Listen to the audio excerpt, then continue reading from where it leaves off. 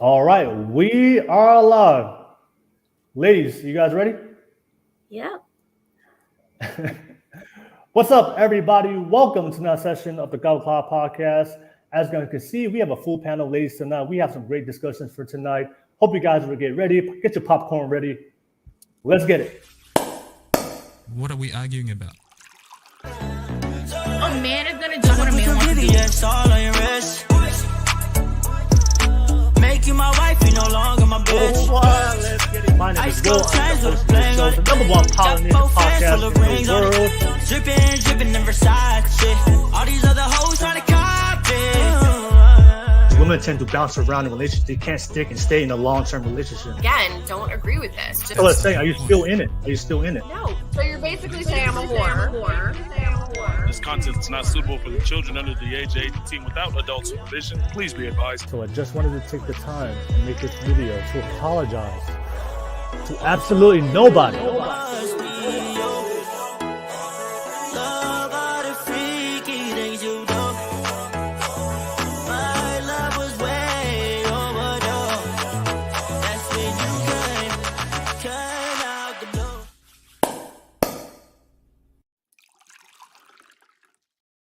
What's up, everybody?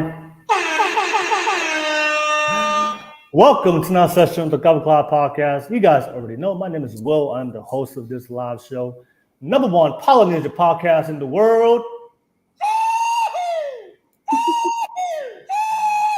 Let's get it on. We have a great show for you guys. As you guys can see, we have a panel of ladies, beautiful ladies, joining us from all different parts of the world. We have a great topics to discuss tonight. If you're tuning in for the very first time, thank you so much for tuning in. I can see a lot of live viewers. Are you guys already ready? You guys been ready before we even went live. So shout out to you guys already getting excited and ready for the live chat. I appreciate you guys for your support. And of course, if you're tuning in for the very first time, thank you so much for tuning in. We have a great conversation for you guys. And of course, to all my subscribers out there, people that support my channel, subscribe to my channel. Thank you so much for love and support. You guys already know what to do. If you love the content, smash and press that like, subscribe button real quick. All right, don't forget this is a public show. Always appreciate your feedback, opinions, and perspectives that you guys share in the live chat. You guys always go hard on the live chat throughout the show. Always entertaining to see what you guys think. Don't forget, let me know what you guys think on the live chat. What do you agree, disagree, positive or negative? I like to hear your real, unfiltered, and raw thoughts based on the different topics and discussions we're going to have tonight. Don't forget that this is a public podcast. I do invite people to come on. I know a lot of you guys reach out to me and you want to be part of the conversation. So I will post the public link on the YouTube live chat. If you're watching this on Facebook, Twitch, you have to come to YouTube. I'll pin it to the top of the screen. Click on that link, and you can be able to jump on and be part of the conversation. I know a lot of you guys agree a lot of things I share and my perspectives. I know there's a lot of people that disagree. I know I have a lot of haters out there. How dare you? All right, to all my haters out there, people who may disagree, I invite you to come on. Let's have an open conversation. We can disagree and still have a conversation. And I invite you to click on that link, and I challenge you. Come on here, let's challenge each other, have an open conversation. Don't forget the super chat donations. Always appreciate you guys financially supporting my channel. A lot of you guys drop super chats to my financial donation to my channel. Every donation goes back to my podcast. I'll be launching my podcast studio going into 2023 to upgrade my status and give you guys a better quality content for you guys. So I appreciate you guys for your donations.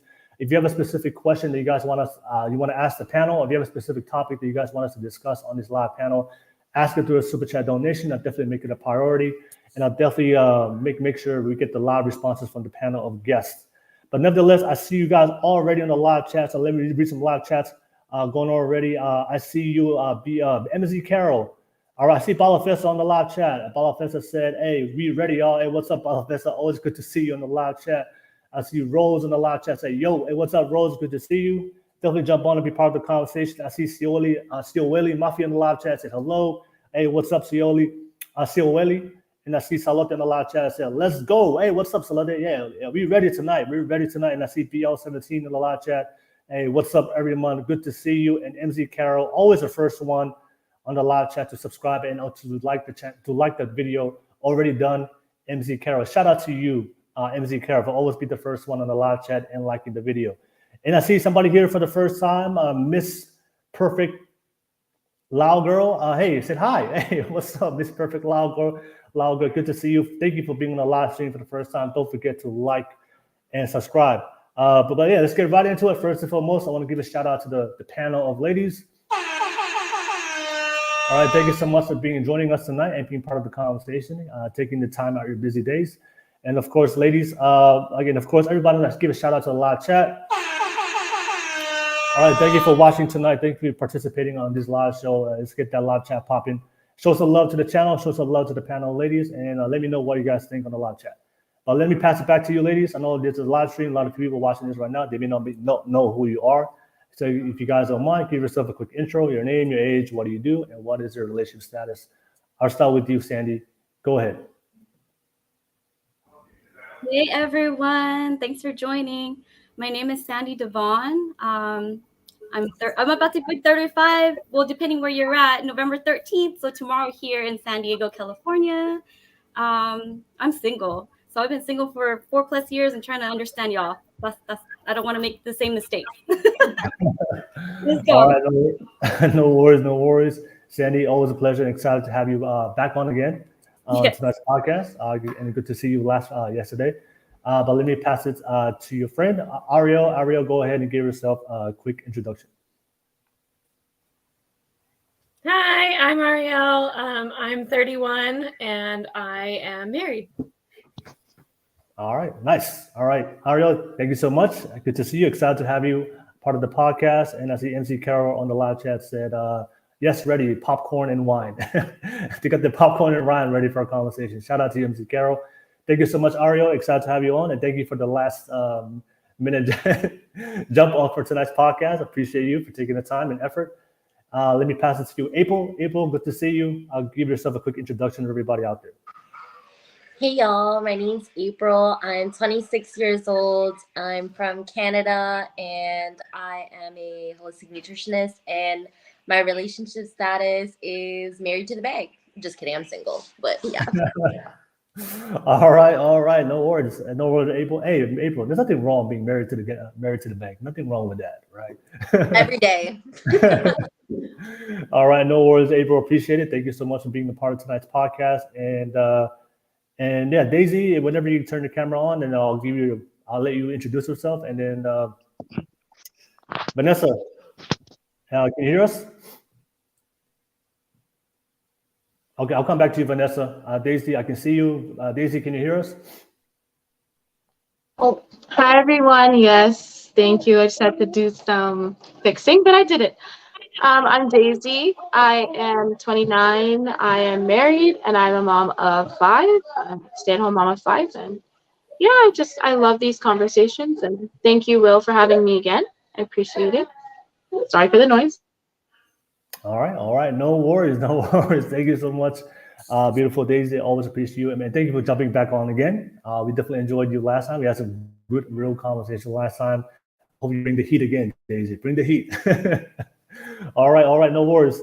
Nevertheless, everybody in the live chat, thank you so much for being live. We're going to go right into it. Don't forget, I will post a public link. I know a lot of you guys want to jump on, be part of the conversation. So I'll post the public link soon. And you guys can jump on. But without further ado, ladies, let's get right into it. Let's start the conversation and let's go right into the podcast. All right. But nevertheless, ladies, I hope you guys are ready. If you guys are not familiar with the podcast, I always like to start off with a hot topic, controversial topic. Just start off the conversation. You got started off hot. It is late, so let's start the conversation. Let's get everybody up real quick. Let's get everybody engaged. So I got a hot topic for you guys. I saw this video go viral on TikTok. It's regarding modern dating. This is a woman was kind of going on a rant about relationships and dating. And I'm gonna play the video real quick, and you guys get to react to it. It's related to the topic that I'm gonna bring up and start off the conversation. And of course, everybody, when you guys are watching the live video, everybody in the live chat, as you're reacting to it, let me know what you guys think. As you're watching the video and as you're reacting to the live chat, definitely want to see what you guys think. And then same thing with the panel. As you guys are reacting as well, you guys can participate and share your thoughts on the live comments. All right, but let's get right into it. Let me play the video, and I'll definitely come back to you guys and ask you guys and bring up the very first topic to start off the conversation. Let's do it. Working is not a compliment. I don't want to be here. I work so I could buy shit, and that's it. That's the only reason why I work. My mama didn't do her motherfucking job and create generational wealth for me, so now I gotta work. Stop telling me I'm hardworking. I don't like that. Stop being fucking rude. Stop being rude. Stop it. It's giving house nigga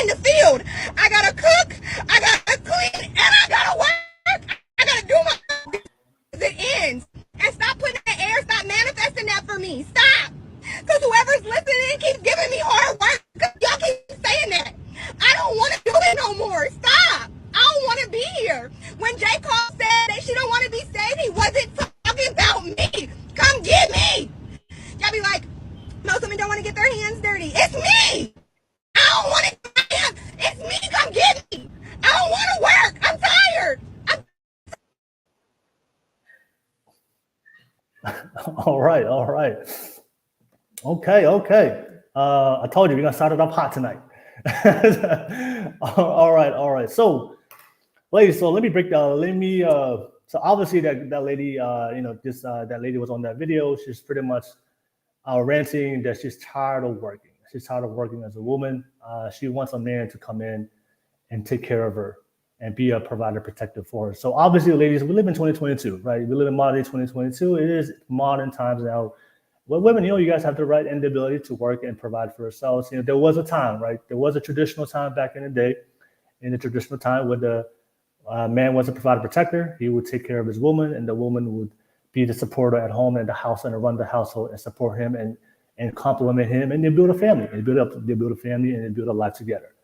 Now let's fast forward to 2022. We live in a generation where women are told to be independent, empowered to work, chase their dreams, get their bag, be a boss bitch. All right. But nevertheless, a lot of women are doing that. A lot of women pursue in those endeavors and they work towards their goals and dreams. But there's a lot of women out there. They're starting to realize it's hard to manage both, right? It's hard to work at the same time and still fulfill your responsibilities as a woman, especially when it comes to the household, especially when it comes to your feminine duties, and especially just being a woman yourself. A lot of women just want to be a woman. So a lot of times, there's a woman out there, they're saying it's getting hard to do this long term. Maybe it was cool in the beginning, in the early ages when they were out there hustling, but when they realize that over long periods of time, when they're too independent, they struggle to attract the type of masculine man that they would want to support and provide for them, and they have to do things on their own. And then now they instead of working, they would rather have a man to take care of them. So so it's a different world today. So it's no longer traditional world. We live in the modern times today. So obviously, I want to bring up the conversation. I want to ask you, ladies. So that's a conversation I'm having. I've had podcasts before with a lot of modern women before in the past, and they prefer, especially when they're younger, they prefer to work and chase their career. But I've also had a podcast before with older women in the late 30s, 35, 40, 45, who pursued a career and then now they don't have a man, or because they were so dependent on themselves, they didn't want to depend on a man, which kind of repelled a lot of the strong masculine men that would want to do that for them. They would want to take care of them. Because they were so independent, they didn't want to let a man come into their life and do that for them. They repelled those men, but now when they're older, they found like, what, I want a man to take care of me. I want a man to provide for me, but Mother Nature, the biological clock, is ticking, and then they've got to that point where a lot of the men that they would want have already married, already in a relationship, or they no longer want to be in a relationship with them. So, it's an interesting conversation to have. I want to ask you guys, ask the ladies, what do you guys think about that? What's your thoughts on the topic? Do you think, do women today, do they really want to work and be the provider, protector, and play that role, that was traditionally for a man for the rest of their life, and they want to fulfill that role to the day they die? Or do women today, once I, maybe I'll do it in the beginning just to be an adult, take care of myself, but once I get married, once I have children, a lot of women realize that once they have kids, that their biology starts to speak to yourself. I just want to take care of my kids, and I want a strong man and leader to take care of me and my children, and I just want to be able to raise my children. So what's your thoughts on that? Do women really, there's a lot of women believe out there that their ambitions and their goals and work comes before their family and children, and they find out later on that maybe it's different when you get older. Now you start having your biology and you someone have kids. But now you're at a point now it's harder to start that family, especially when they're a little bit older. So I just want to bring up the conversation for you, ladies. Do women really want to work hard, to work and be in that role the whole life, or do women prefer a strong man, to come in and provide for them, and then give her the option? If you want to work as a woman, you can work, but it's an option for you. That if you don't want to, and especially when you have children, you can definitely depend on your man to take care of you and pay the bills.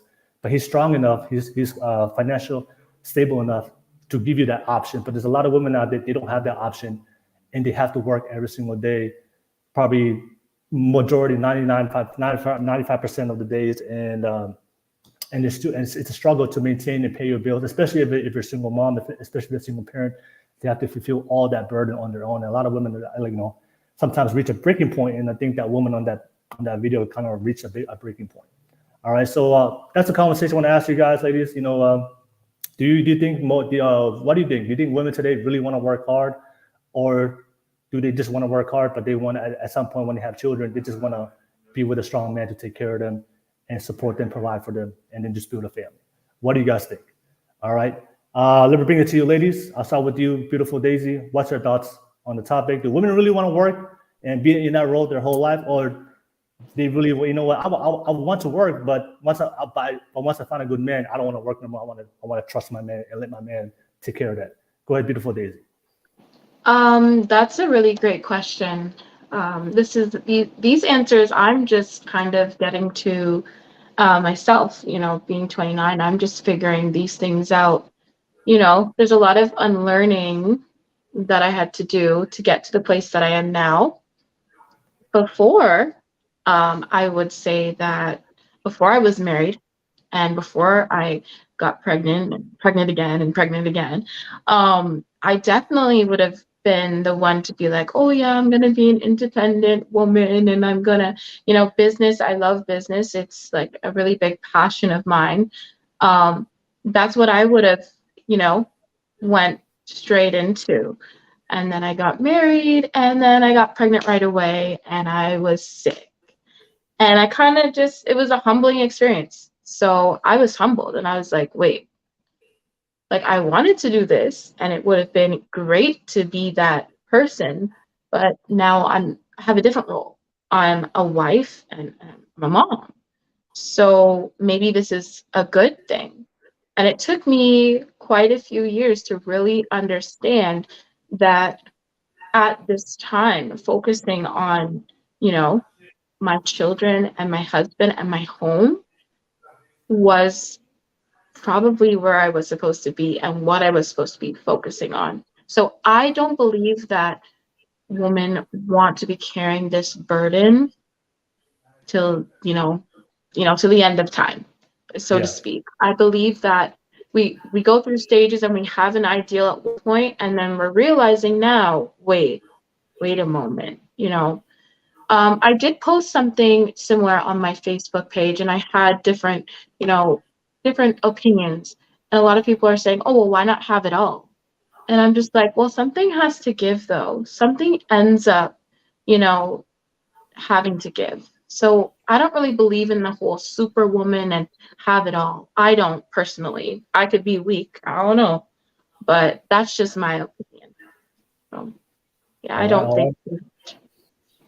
All right, no worries. Thank you so much for sharing that, Daisy. Appreciate you. Let me pass it to you, Ariel.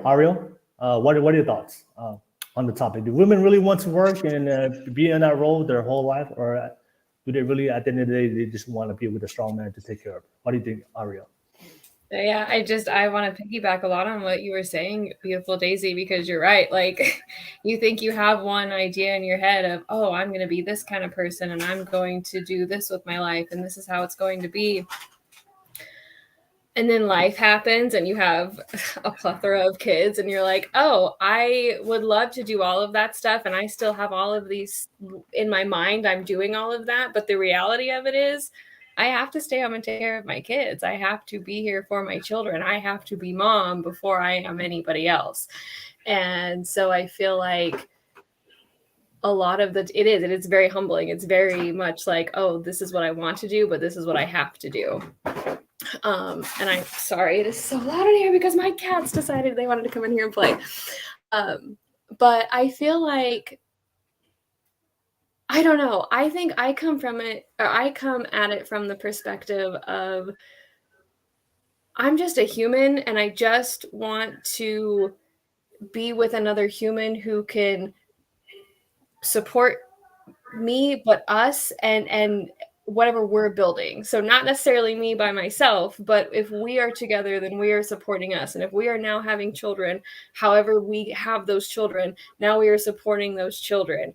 And I don't really like to look at it in the gender role aspect, because I don't need a man to depend on, and I don't need a man to care for me, and I don't need a man to protect me, but I do need another human being to be there as a supporting person in my life. And I don't want to ever have to have them 100% like be dependent on them, but I do want them to be there, because it does suck going at it alone too, you know? So yeah. I don't know. I think my perspective is very much, and I think that I have to look at myself too, because I get very triggered by like the well, man should be a protector and woman should be there too. And I am, and in watching your podcast too, I'm watching my own self get activated and have to think about why I am that way. So I am trying to still come at it from the perspective of there shouldn't be this like, well, because you're a man, you need to be protecting and you need to be out making the money. And because you're a woman, you need to be at home doing whatever.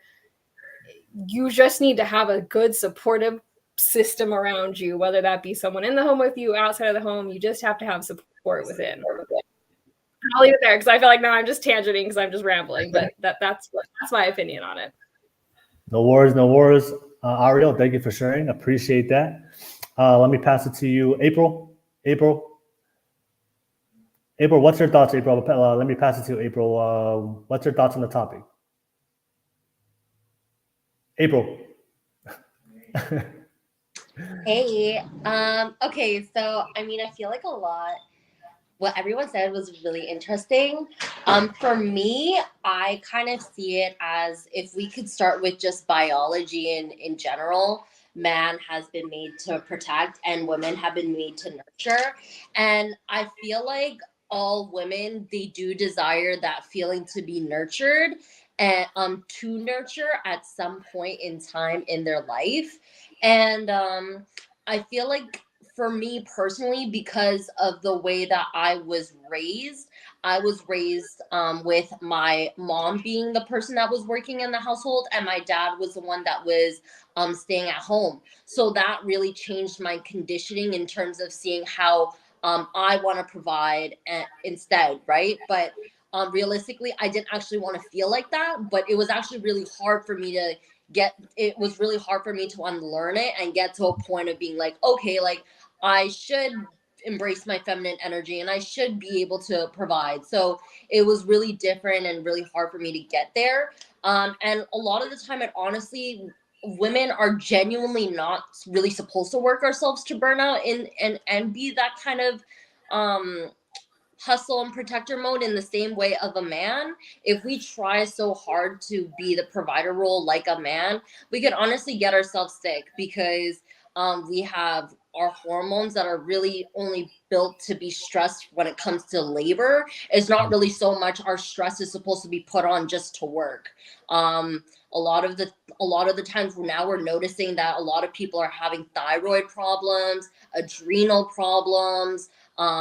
We're getting emotional eating. There's a lot of people are getting PCOS, and a lot of that honestly does root from the fact that we're just honestly stressing ourselves out so much because we're trying to handle so many different roles at so many different times to a point where we're just honestly confused. So I guess it's just really getting to a point of understanding we do want to be nurtured, and there's little things that we could do to just stop it. It doesn't necessarily mean like I have to take care of the kids and stay home. It could literally mean that I want flowers, or I just want a hug, or I want a bath, like, or I want time to myself. Like there's little small things that you could do to get yourself tapped into that feminine side after a long day of still being and doing your stuff and being in that masculine mode. So, yeah. Oh, all right. All right, no worries. Thank you, April. Thank you for sharing. I appreciate that. Let me pass it to you, Ink Spirit. Ink Spirit, what are your thoughts? I think your audio is good. I think the video is good from your end. But yeah, what's your thoughts? Do you think that most women want to work to the end of their time, or did they really at the end of the day just want to be with a strong man that could take care of her and provide for her and her children? Okay. In spirit, I think we have to press the unmute button. There you go. There you go. Okay, I'll come back to you in spirit. I'll come back. On the side. Can you? Yeah. Yeah, I can hear you now. I can hear you now. Can you hear me? Yes. Yeah. Yeah, we can hear you. Okay, I'll come back to you in spirit. I'll come back to you if you can fix that a little bit. Did you want to come back, or is just my internet? Yeah, I'll come back to you if you can fix the internet connection and audio. Then I'll come back to you. Thank you. I'll pass it to you, Sandy. Sandy, what's your thoughts, Sandy? Go ahead, Sandy. First of all, what the fuck did I just watch? What did you just share? Like that? Like shit, that's not attractive, you know? And it's kind of like, damn, you know, like who wants you to be a part of the house, letting me as a man be a provider, and you're being like that? The fuck? So I don't understand that shit. But I'm a single mom, and I've been married before, you know, like my daughter's dad is not who I was married to. So I understand like there's different lifestyle. It depends on your intentions, your values. You need to have clear communication, like with your partner. Things change. People want to go to school. People want to have kids. They want to have to, you know, wait to have kids. They want to adopt. It just depends. And I feel like we need to communicate, you know? And for me, being a single mom, like I get burnt the fuck out. A lot of people know I hustle because I don't get no, you know, like any financial assistance from, you know, the dad, like no child support. And we've fought about that shit. I don't care anymore because I feel like I don't need to rely on a toxic ass bitch, you know? And I just don't want things from people. I understand the whole energy exchange, and it's like, I don't want things from people. You know, I'm working on that, or I've been working on that, purging people, things out of my life. And it's like, if you guys don't have good intentions, even if you say you want to help, but really low key, you're like hating on me. Like, why do I want that? You know, that I just don't want that connection. So for me, I don't want to be stuck in this masculine energy, you know, for a long time. I want to be able to balance it out and be able to be a woman. And like, even now I do everything. Yes. But I'm not like crying like that girl. I don't know what the problem is. I'm homeschool full time. I work multiple jobs. Like last year, I had to do what I had to do. You know, COVID really affected a lot of us. And I worked 14 jobs, different jobs. Like the fuck, I'm burnt out, you know, and I don't have a man like, and even then I'm not going to be all like, just like accept anybody now, like crazy baby daddy shit still ongoing, you know, for 7 years. And my daughter's 7. So since she was a baby, you know, and so I would love to have a good man who is, you know, really understands what it is to be a real man and to help out, and then we can work it out. But for me, I still want to work, maybe not full time, because I want to help with the kids and put more of my attention to the kids, because it's so important when you help them grow up and you're guiding them.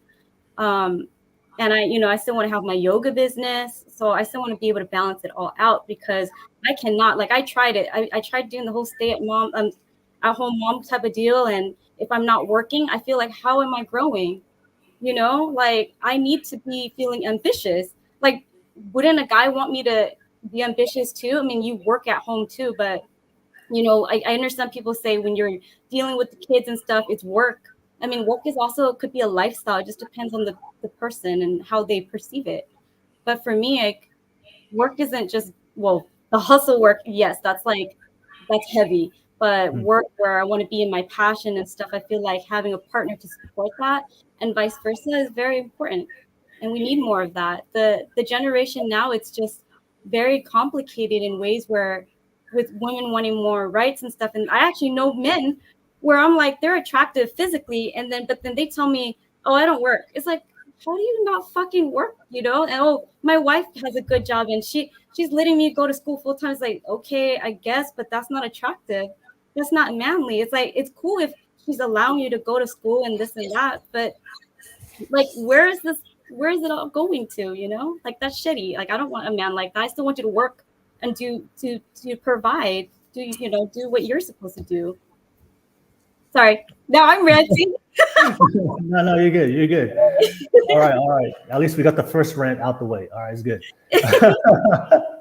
All right, no worries, Sandy. Thank you so much. But let me read some comments real quick, and I'll come back to you, Ink Spirit and Vanessa. All right, everybody in the live chat, man. Let's get that live chat popping, y'all. Thank you guys for commenting. I see Make Out the Heel 777 said women have been hijacked by the media to think a certain way. All right, no worries. Thank you for sharing. I think Balafessa on the live chat said, ladies, get you a man that will make you happily upgrade your life insurance premium to cover choking. All right. I don't know what that meant, but nevertheless, thank you so much for sharing.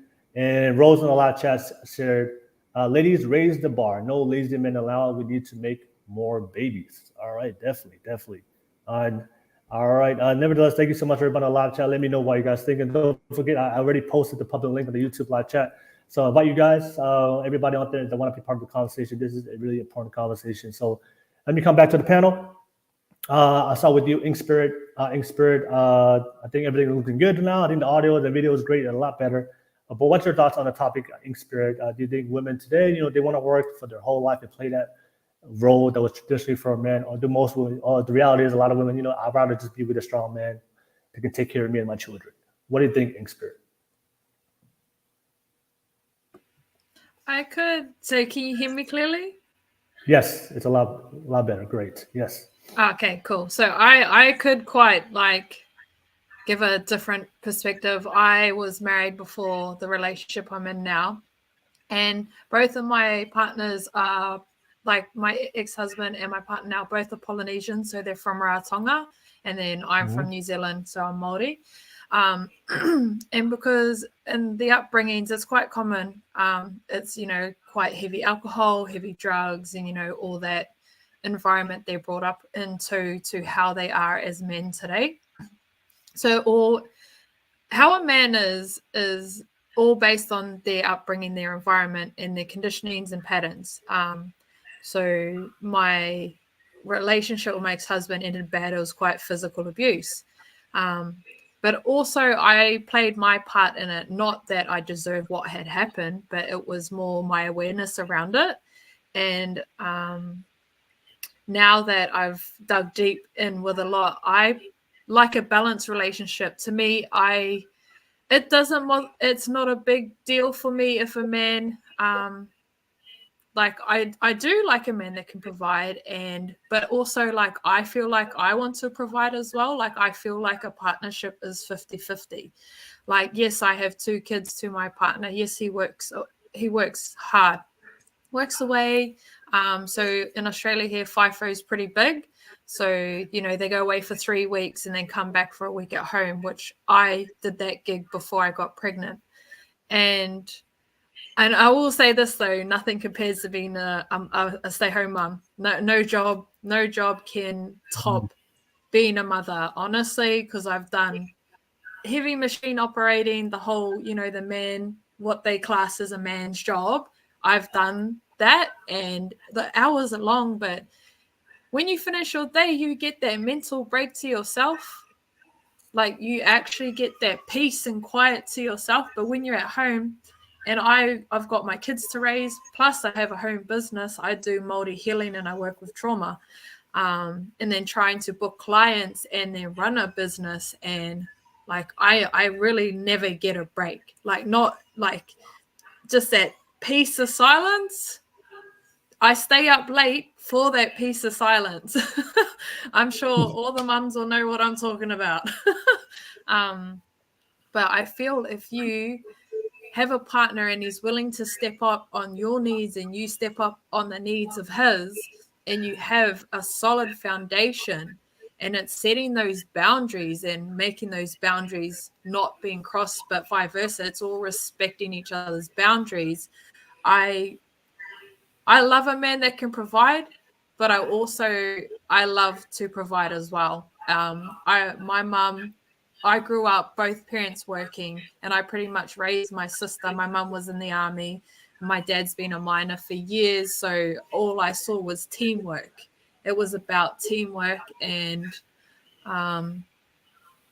it's pretty much, to me, it's just balance. It's balance, and you just got to do what works for you. Not every relationship's going to be the same, and not works for us will work for someone else. It's all about what is suited as you and what aligns as you as a person. And it's going to be different for everyone. So that's my piece. All right. No worries. Thank you so much, Ink Spirit. Thank you for sharing. And let me read some comments real quick, and I'll definitely come back to the panel. We can open up for open discussion. All right. So I see Rose in the live chat said lazy ass polys. All right. Let's talk about the poly men I used to date in the past. Damn, Rose, you coming for them, man. You coming straight for the throat. All right. Make out Hill 777 said men shouldn't be lazy. Like, what the fuck are you doing? Get the fuck out of here and get whatever it is you want. All right, facts, man. You gotta keep it real and keep it honest with these fellas, man. All right, and yeah, thank you so much, everybody on the live chat. I appreciate you guys. Let's get the live chat popping. I do see you guys, a lot of you guys on here. I would definitely love to know what you guys think. Whether you agree, disagree. Let me pass it back to the panel. I know we got a chance to hear from everybody's perspectives. And I think Sandy, I know you said that what the fuck with what that girl was on that reaction video. I think for me, it's just that's just the reality of what's happening for a lot of women when they reach a breaking point. I think that's just, I think a lot of women are starting. That's not the only video I saw on social media that was like, there was a lot of videos out there that I saw that was related. And a lot of women out there just expressing their frustrations. How the reality is, they're trying to do everything on their own, and at some certain point they reach a limit, right? But I want to pass it to you guys. What do you guys think? I know we all had a chance to share. Anything you want to add on to what somebody said? Maybe anything you want to disagree or challenge what somebody said? I do have some things I want to challenge on you guys, especially Ariel. But I'll let you guys go first, and then I'll definitely come back and add on my point of view. But anybody want to add on to what somebody said? Go ahead, Ariel. No, I'll add on because I was going to talk again, but now I'm worried because now you want to challenge me. No, I agree with Spirit was saying too, that like it's kind of 50-50, and as long as you communicate and you can be, because I feel like the more and more I'm listening to this stuff, the more and more I'm thinking that I don't appreciate the I'm a provider and that is my entire identity. So I think it's that. I don't think it's necessarily maybe male versus female roles. I think it's the whole of like, oh, well, I'm a provider. So because I went out and I did something for somebody and I made money, now I don't have to do anything else. And I think that's not really true, because you are still a person. You still have a whole bunch of other stuff outside of what you do for money. And if you're communicating and you're saying, okay, well, I'm bringing money in for this day and I'm bringing the money in for this day, or however you decide to word it or lay it out, as long as you are communicating and taking and giving equally, then it just makes it easier on everybody. Because like beautiful Daisy was saying, something's got to give somewhere. There was a point in time when I was going to school full time and I was working and I had the kids, and my husband was not here. Like, he wasn't home. He worked out away from the house for months at a time. And so I was by myself doing it all. I can't do that as a human being. It's not possible. There's not enough hours in the day to get all of that done. And then for me to take care of myself and to sleep and to make sure that I am adequately taking care of my children, and not just feeding them and not being there for them. And so I feel like I don't know. I just really agree with it's 50-50. No matter how it ends up being, it is 50-50. And it is a lot of communicating that 50-50, because that's going to change all the time. It is never a set, well, you did this day and I do this day. It is going to change from the minute you wake up until the minute you go to bed. And you have to talk about how it's going to change so you can be there to support each other. But now I want to know what you want to challenge me on. I'll let everyone else finish talking too. No worries. I'll definitely I'll respond to you, but let me pass it to the other ladies, and I'll definitely come back to you. I've definitely wrote it down. Sandy, anything you want to add on, Sandy, to the conversation? Go ahead.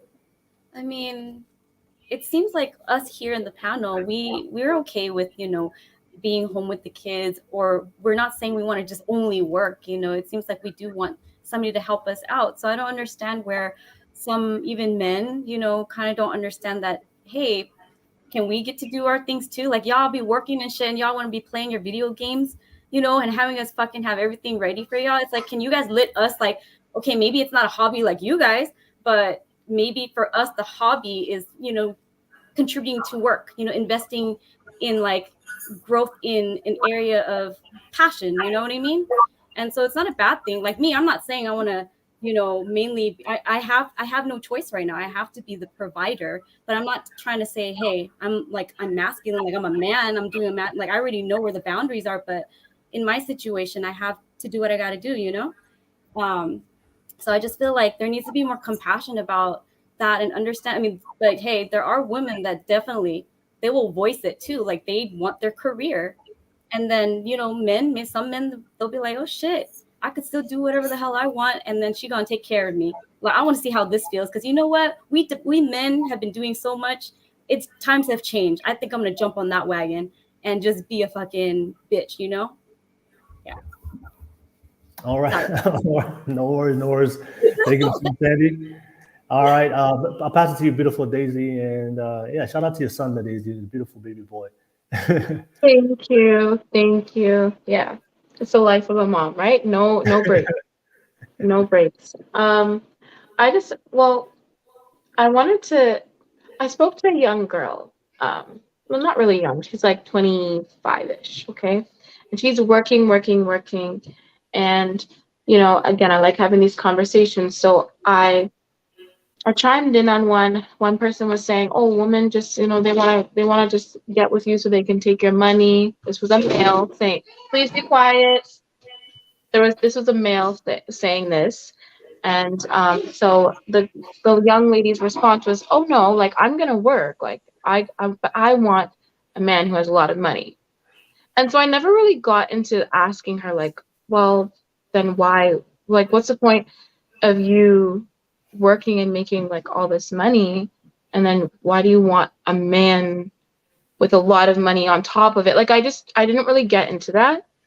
I know it's kind of off topic, but I wanted to state that before we moved on, because I didn't want to forget it, and I kind of want clarity. Like, what is the whole deal with wanting to work and then wanting a man who's working as well? I feel like when it comes to this dynamic, that it's so relieving as a woman to have that provider, because I can't provide. Like I can't do it right now. When I'm breastfeeding another child, again, my fourth child or my fifth child that I've breastfed, and it's just like I can't do it. So I just wonder where the disconnect is sometimes. Please be quiet.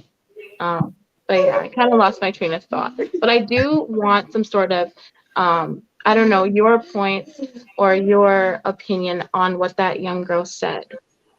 Yeah, I wrote it down, and that's actually a good conversation. So we'll definitely have that conversation. Thank you so much, Daisy. I'll pass it to you, Ink Spirit. Anything you want to add on to what everybody said? Go ahead.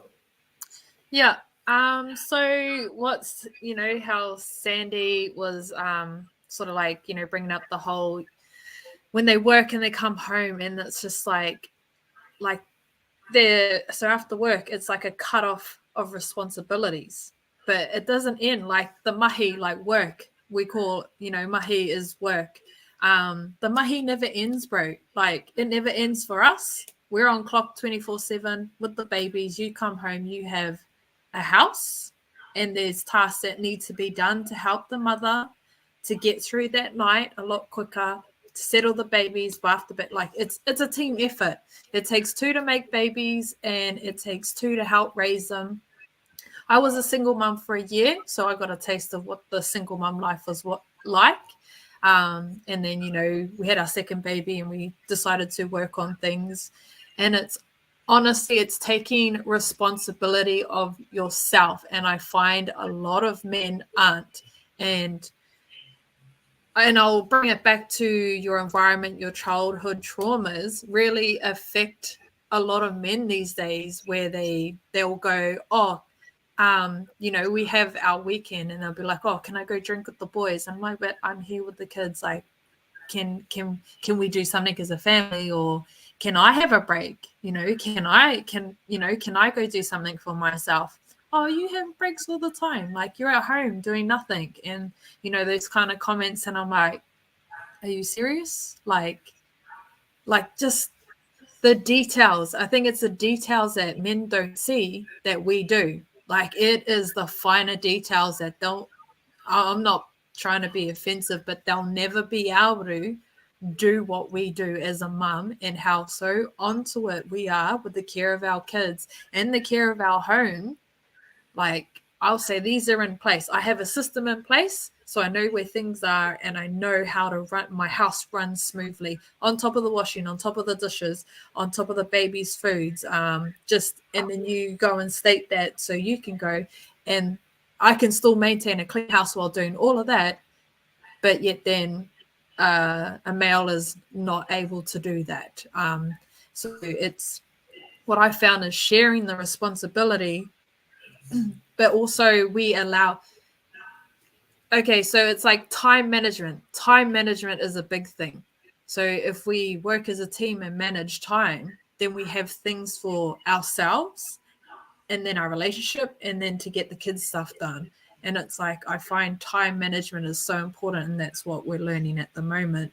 But as I can't remember who was saying it, but it always changes. I think it was Ariel, was like, it's never going to be the same, and it always changes every day, every week. Your babies will get sick, and then we get sleep deprived, and then, you know, all we need is space held for us while we're trying to, you know, work on no sleep, but we still got to get up, and we still got to feed our babies. We still got to go through the day. And the understanding, it's more being understood, and it's more being about heard. And I find that's a big struggle when men won't hear you. They won't listen. They won't hold space. Those are like key things for me. You need to hold space when I'm struggling, or like it just needs, that part needs to be stepped up, because I'm like when I'm tired, I'm like a zombie, and I will snap, because, well, what they say, sleep deprivation is a pretty massive, like, you know, it's torture. It's torture to a human with no sleep. And it's the importance of being heard, and the understanding of like the mother instincts, and really like I could go on for hours on this, but yeah, that's just a bit of my point of view on it. No worries. Yeah, thank you for sharing in spirit, and thank you, ladies, for sharing your perspective. I want to challenge you guys a little bit. All right, but I do understand your perspective as women. I think this is a great conversation for us to have, and if everybody that's watching this right now, especially the men and the women as well, but I would love to invite the men that's watching this right now to come on here. And I guess there's a lot of things I want to challenge, but I just want to start off with Ariel. So you said that, Ariel, you said that you don't like the expectation that men, there's a role for men and women, and men should be provider protectors. You said that you don't like that, right? Right. Okay, no worries. Let me. Oh, it would not let me unmute. My hand was like, I'm trying to hit unmute. Yeah, no, that is what I said. Yes. Okay, so I mean, this is my perspective, and I would love to hear your feedback. You know, I think we have to look at the biological part of it. I think as men and women, we're built differently, and I think our biological traits, we're built for different roles that we're good at. There's some things that women are very good at that men are not, right? And I'm not saying just because we're different and we have to play different roles, that doesn't mean we're unequal. We're both equal in value of what we bring to the table and what we bring to the relationship. So it's not a competition that who's better or not, but the reality is where there's certain things that men are good at than women, and the women are good at than men, especially when it comes to relationship. You know, women, you guys are better when it comes to people, when it comes to raising children. That's just a fact. Like, you guys have a very special motherly nature, the way you nurture and care, and the love, the compassion you guys give your children. You know, if you tell a man try to raise kids, we'll lose our brains. Like, we're not built to handle the emotional capacity that in order to raise the children. And I think you guys are more inept for that. For us, it's more physical. We're built to provide and protect, right?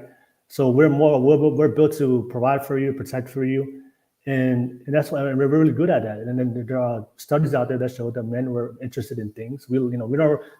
I'm sure that most men are weird, especially when it comes to communication. We're not socially calibrated like you guys. You guys are very intuitive. You guys are into the connection, the communication part. We suck at that, but one thing that we're really good at, we're good at building things. We're good at working and doing things and building things, and we're really good at that. So that's where I don't think it's I think that's a problem today. Is back in the day we just accepted that we were different, and we just accepted that men are good at certain things and women are good at certain things. There wasn't a competition. It wasn't like, oh, he's better. I think that came more from feminism, telling women that this men are trying to dominate you, or when we're just trying to do our role and just doing our duties as far as men. But I think that's the problem today is like that's why we had that video of that woman, because a lot of men today are being told you don't need to be a provider protector because the woman can do it on her own. There's a lot of women out there on social media. I don't need a man. I don't need him to take care of me. I don't need him to provide for me. So men are hearing this rhetoric generation and generation. That's why we see a lot of men today that are weak. They're not stepping up for their children. They're not stepping up for their women because they've heard this conversation and this narrative for women that we don't need you. We don't need you to be strong no more. We don't need you to provide and protect them. So they're going against their own nature. And that's why we see a lot of women complain about, oh, why these men are stepping up? Why these men are not weak, right? So like I said, you guys, the reason why you guys can't be, even though you have the ability today in modern day 2022 to provide and protect and pursue a career and provide for yourselves, but that's fine. But the thing is, you're not built for that, because what are you going to do when you have children, right? You have to take time away from work. You have to. It's impossible, right? And then if you have multiple children, like Daisy just out there popping kids, right? Then you have to take more time out there. Who's going to raise the kids? So that's why we were built in a relationship. The man provides and protects. Somebody has to raise the children, and if both parents are working, who's going to raise the children, right? So I think that's where I stand on my standpoint. I think what's happening today is the very narratives, especially the feminist perspective, we're telling men and women to go against our own nature. And the thing is, when we go against our own nature, we're starting to see the consequences today. The men are no longer strong and want to be a provider protector and take that duty and responsibility for their kids. And women no longer want to, they're going away from the feminine duties and they want to work. But then what happens is when they work all the time and children come along and they never taking the time to find a good man or strong man, or most of the men they go with a week. And now they have to handle all this responsibility on their own. And we find that women on that video we watched in the beginning is just frustrated, like they just can't handle all of it. There was a time when we just accepted our biology. Men worked hard, women were stayed home, that's fine. And we worked together. And now we're trying to compete. And that's the problem when men and women competing with each other instead of coming together. But I want to what are your thoughts about that? Do you think, like I said, if you ask most women, I think most women would say, they want to work, but I think majority, of course, there's very successful women. And sometimes I hear there's a lot of women, they will look at Rihanna, look at Beyonce, look at Kim Kardashian. Yeah, that's the point. That's the less than 1% of women. But if you talk about the average woman, you can't compare yourself to like this very successful women. That's just a very small majority of women. The average woman has to work a 9-to-5 job and has to work a job that doesn't really pay well, right? Mm-hmm. And depending where you live, especially if you live in Western society, depending if you live in a city like San Francisco where I'm living, you can't survive on your own as a woman. You need a man to take it to at least come together and pay 50-50. Well, or you can't survive you can't survive alone as a person. Yeah, exactly. You can't survive alone as a person. It has nothing to do with being a woman. Yeah. You can't survive as alone as a person because it's really expensive to live right now, like just in general, you know. So, and I think that you need a really interesting perspective on it, but I also No, go ahead. No, Fish, what were you gonna say? No, I was saying is I think one of the problems is because when a lot of women have your ideology. Men shouldn't be provider protected. It's it's something that we shouldn't put on men. But I think that's the problem why a lot of men are weak. We need to put that expectation on men to be strong. But if you take that away from them, and that's why we have a generation of weak men that don't want to be strong men and provider protectors. And that's why you want ladies, and that's why you push, and that's the narrative that you tell men. You can't get upset when those men don't end up being the type of men that you want. That's all I'm saying. What do you think, Ariel? Right. Right. No, I get what you're saying. I get what you're saying 100%. I kind of feel like it's all relative, I guess, really, in the big scheme of things. But if you, yes, men maybe are stronger, and yes, maybe like it would have been more beneficial for them to go out and hunt and gather and stuff. But at the end of the day, in corporate America, that like in my perspective, because obviously the whole world is not America, but in my perspective, from corporate America, anyone can go out and get a job and work for somebody else and bring home money for that. You know, that doesn't take a man or a woman's strength or their different biology to go out and bring home money that someone else gave them for their own job, you know, like for working for somebody else. So I feel like those are two different things to talk about, because yes, as a man, maybe you are built differently and you are built differently for a world where not all of us can do the same thing. But at the end of the day, all of us can, most of the time, do the same thing. Yes, there are still jobs that are need more strength or need more nurturing or need more of where we can biologically pull from. But in the big scheme, there's a lot of jobs that everyone can do. And so I think, again, where I was trying to come at it from like, oh, you know what, now that we're talking about this more, I think that it really is less of like man versus female and more of just, you can't just say, oh, because I went out and did this, I no longer have to do anything else. And I feel like that's maybe a lot of time where problems come into a relationship is, oh, well, I went out and made money, so because you were home, now you need to clean and cook and take care of the kids and all of that. And that's not going to be the case everywhere by any means, but I feel like that might be one of those conversations that ends up being had. And as far as there was something else I was going to say that you said. Oh, as far as like, you know, so the fact that we can even have this conversation of knowing like, okay, well, men are maybe not as good at nurturing and at being parents and this, that, and the other. If you have the knowledge to know that, you have the knowledge to build the skills to fix that. So at that point, you are hindering yourself on purpose, because you know, hey, this is something I have a deficit in, and this is something I could fix within myself. I could be a better parent, not a better father or a better dad, but a better person to a child, a better parent, you know? And if you have the cognizance to realize that and be able to know the difference between that, then you have it in you to go change that within yourself, to make yourself a better parent. It has nothing to do with the fact that you have a woman or not to be there nurturing for your child. You just as a human being should know, hey, that little child right there is going to be the next adult human being sometime, and I should have a good impact on them.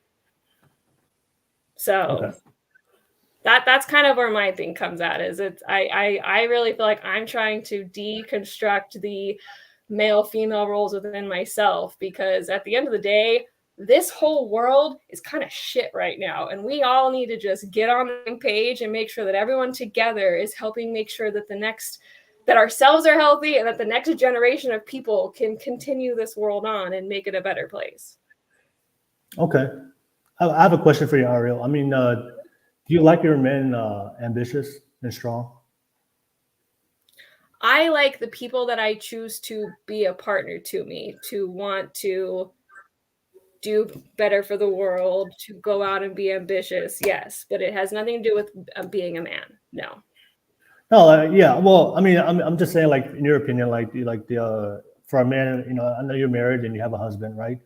But like, you know, do you like men? Do you like men who are to be strong, ambitious, to want to be providers for women, protect the women? Do you think those are honorable qualities in a man? I think that's an honorable quality. I think that's an honorable quality in someone who wants that to be an honorable quality in them. And if that's something that they take pride in, and I am in their corner and a part of their life, I will support that in them. Okay. Maybe take out the man part, all right, because I know that word All right. What about father? All right. Say. Well, but I mean, but it doesn't matter. Like if that person thinks that if I love somebody, or if I choose to keep somebody in my life or be a part of my even time, if I give you the time of day, I decide you and I are having a consistent conversation, whether it be partner, Yeah. if that's something that you value, I value it because you value it. Because I'm not going to put that on someone else. Like, I value it, so you have to have it. No, if that's what you want to do, I value that ambitious and those like goal-driven traits within you. Yeah, I mean, for you, you don't like those you don't like to have certain qualities on gender specific, right? You don't want that to have a specific. The men should be provider protectors, right? You don't want that, right? Yeah. Right. But well, here's I the just thing, if that's what you want. Well, yeah, but the thing is for me is if that's one of the, I mean, women would say those things, but in reality, we need men and women to play different roles. I do understand we live in a modern time where we can, women can do certain things men can do, but when men can do certain things women can do. I mean, there's a lot of men. There's some men today that stay home. They're stay-home dads. They stay-home dads, and they take care of the children, and the woman goes out there and works. But if you look at it, most of the time, statistically, those relationships don't work out long term. But I know I do hear a lot of women, they say, you don't want to have specific things that's going to be, men should do this and women should do that. But the thing is, that's important because that's how the world works. We want, because a perfect example is if a war break out, right? If a war broke out in America, right? Who should go to fight the war so we have the best chance of survival to provide it and defend our country? Should we send the women, or should we send the men? I think we should send the people that are already being trained in the military, and those are both men and women. The people that were trained to go protect us in the war. Yeah, but majority of the military are men. It's a small minority of women. Majority of the military are men. But I'm just saying is, like, if you, but there's men and women. But let me ask you this question: If we're at war right now, and you're the leader of our country, and of course say Russia, this is an example. Russia sends their military. Majority of Russia's military are men, and then you have the chance to send the troops to defend our country. Who has the best chance to give us the best chance of winning? Do you send all the men, or do you want to do 50-50 because it's equal, and send men and women to go against an army that are trying to kill us, and they're all, majority of them are men? Like, what's the best strategy for you? Well, if we were hand-to-hand combat and they were only sending in men, then yes, I would also send in my strongest men to go help. We're talking guns and things that have nothing to do with the person behind holding the trigger for that. So it doesn't really matter whether you're a man or a woman standing there saying I'm the biggest and the baddest. If someone shoots you, you still go down. So it's just a body. It doesn't matter whether it's male or female at that point, because we're not talking, just strictly you have a bunch of men, so I'm also going to meet with that same amount of force. A gun has nothing to do with a person, like that is not, or it has everything to do with the person, I guess, but it's not equal to a person saying, well, I'm stronger and better than you because you're a female, so I can go out and fight and win. If you get shot, you're still going to go. Okay. I mean, you don't agree you don't agree that men make better soldiers than women? No, I do not agree with that, because it's not just about brute force. And if it was, then we could talk about brute force. We're not talking about brute force. We're talking about a lot of other intricacies, and that takes a lot of brain power, and that is absolutely not just male brain power. Okay. I want to ask, why do you think the majority of men are in the military and not the women? Do you think it's just because women, because they have the equal opportunity, right? Any woman can sign up and enlist in the military. Why do you think most women don't want to be in the military and put themselves in danger? Any woman can sign up and join the military.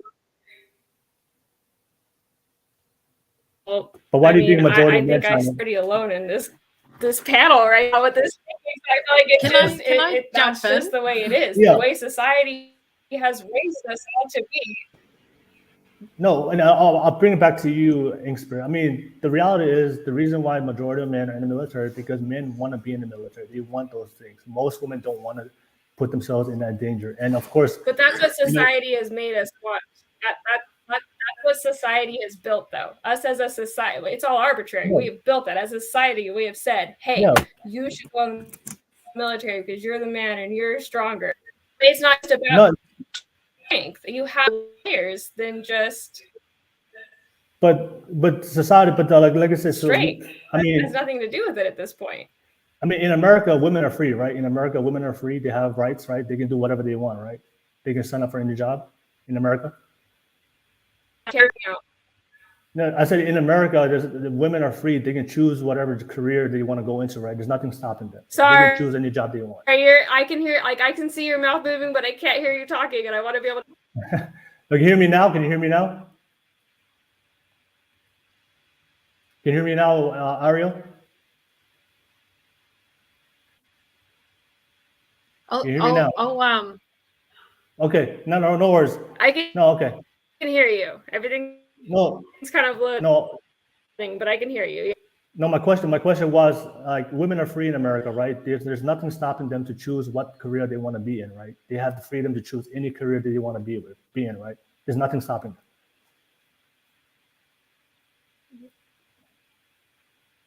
I mean, that's very base level thinking. That is not taking the layers of No. I mean, it's just the way other you're so much to do with who you are as a person. And no, that's a direct question. It's a very simple question. Like in America, do women have the right to choose? If you are being told your entire life that you are meant to do that, we won't still be controlled eons ago at this point, you know. So yes, and everyone is born an opportunity, and everyone chooses to do what they want with it. But in reason, we all know that that's not the real case. Yeah, well, I think you're cutting out, so I didn't hear what you said. But I think, like I said, I mean, it's not only the physical aspect. Did you guys hear? Your video is cutting out. Ariel, just drop out, log out, and log back in, Ariel. Yeah. Log out. It's really lag now. Log out and log back in. Log back in. All right, cool. No, okay. No. Just I'll bring it back to the ladies. I know that was a little long conversation, but let me just finish my point. I'll bring it back to you, panel ladies. I think my conversation with Ariel, I think that's one of the problems today we see in modern society is, like, you know, obviously if you talk to the majority of women and they do that, what type of man do they want? I know maybe Ariel has a different perception, but ladies, can we all agree on this panel? If you ask the average woman today, what kind of man do they want? Most women would say, I want a man that's strong, ambitious, a provider, protector. They can take care of me. They can take care of my family, can be there for me in hard times, in stressful times, in dangerous times. If you ask most women, you know, most women will say those things, right? But my only point is, if that's what you want in men, then you have to demand that out of men. But if you tell men, hey, you don't have to fulfill those things, and I think, like I said, there's certain things that we're good at that we're good at as women, and there's certain things that women are good at than me. You know, I know for a fact that we can't raise children like y'all, and that's why you guys do really well, and that's why majority of social services and caretaking and nursing, a majority of women, because you guys are good at those things. But we can't tell, you know, we're not.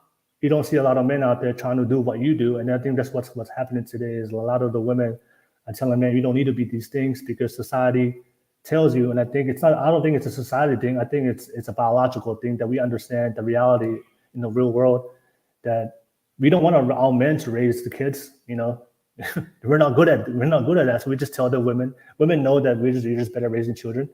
And for men, it's like we're good at fighting wars and defending and protecting. And if you want that, then we should keep that. But we can't tell the men, hey, you don't have to do that. Then we're gonna put ourselves at risk. You know, if we go to wars right now and all the men don't want to fight no more because we've told the men, you don't need to fight no more. You don't need to be strong no more. And then Russia comes knocking on the door, then we're gonna get taken over. And I think that's what's happening in our relationships, that we're telling each other that we don't have to do things because we're men and women, and we do the opposite, and then we find ourselves in a situation today in modern day 22 where the women are overworking themselves and getting frustrated and ranting online that they don't want to work no more, and then the men the men are right now weak and they don't want to be provider protectors no more, and then now we're just having issues right now and we're facing those consequences today. But I know that was Ariel, if you're watching this right now, I hope we can come back on and we can continue the conversation. But let me pass it to you, ladies. I know you guys were listening intently. Sorry for the long discourse. But what are your thoughts on that? Do you anything you want to add on to our conversation? I'll start with you, Sandy. Go ahead, Sandy.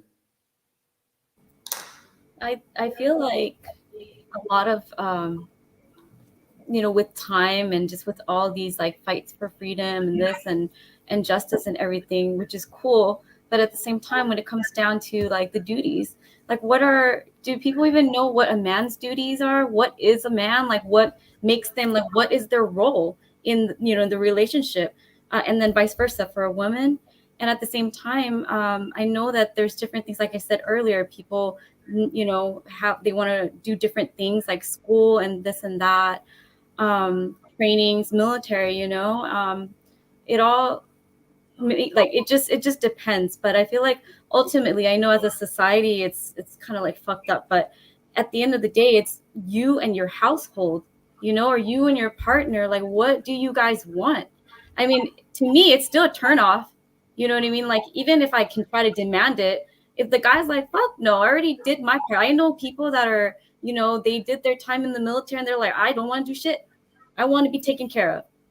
But if the woman wants that, if they tolerate it or they're okay with it, maybe like that's fine to them. You know what I mean? If it works for them, there's peace at the end of the day, then cool. I mean, but ultimately, I feel like because there's these options, which I don't know if in the past, was there even an option like that? I feel like men just needed to do what they need to do and women knew their place. Yes, like women can, we can be in the military and everything. But at the end of the day, like you said, we are better at taking care of the children, and they need that. I mean, I'm not saying, because there's amazing fathers, even single dads that I've met throughout my life. But at the end of the day, like we're built in specific ways, even if you don't realize it, it's just in us. But I feel like we're always trying to, I guess, accommodate more, or I don't even know what it is. It's real crazy. Yeah. Like, I don't even know, like, I feel like I've just been seeing boys because they don't even want to drive. I don't know if with you guys, like, I've noticed that nobody wants to drive. Nobody wants to really work. They complain about work. That's not attractive. If you want to complain, maybe with your boys and stuff, but it's not manly, Yeah. Before I pass it to Daisy, all I'm saying is, like, we live in a world today where we have the freedom to do whatever, because that's just the where we are today as a modern society. I'll use a perfect example, like, modern men today can be stay-at-home dads. I know men right now that are stay-at-home dads. But the reality is, do we want 100% of the men in society to be stay-at-home dads and let the women work? No, we don't want that. We're going to tell the men, okay, if you want to do that, that's fine. But men should be provider protectors.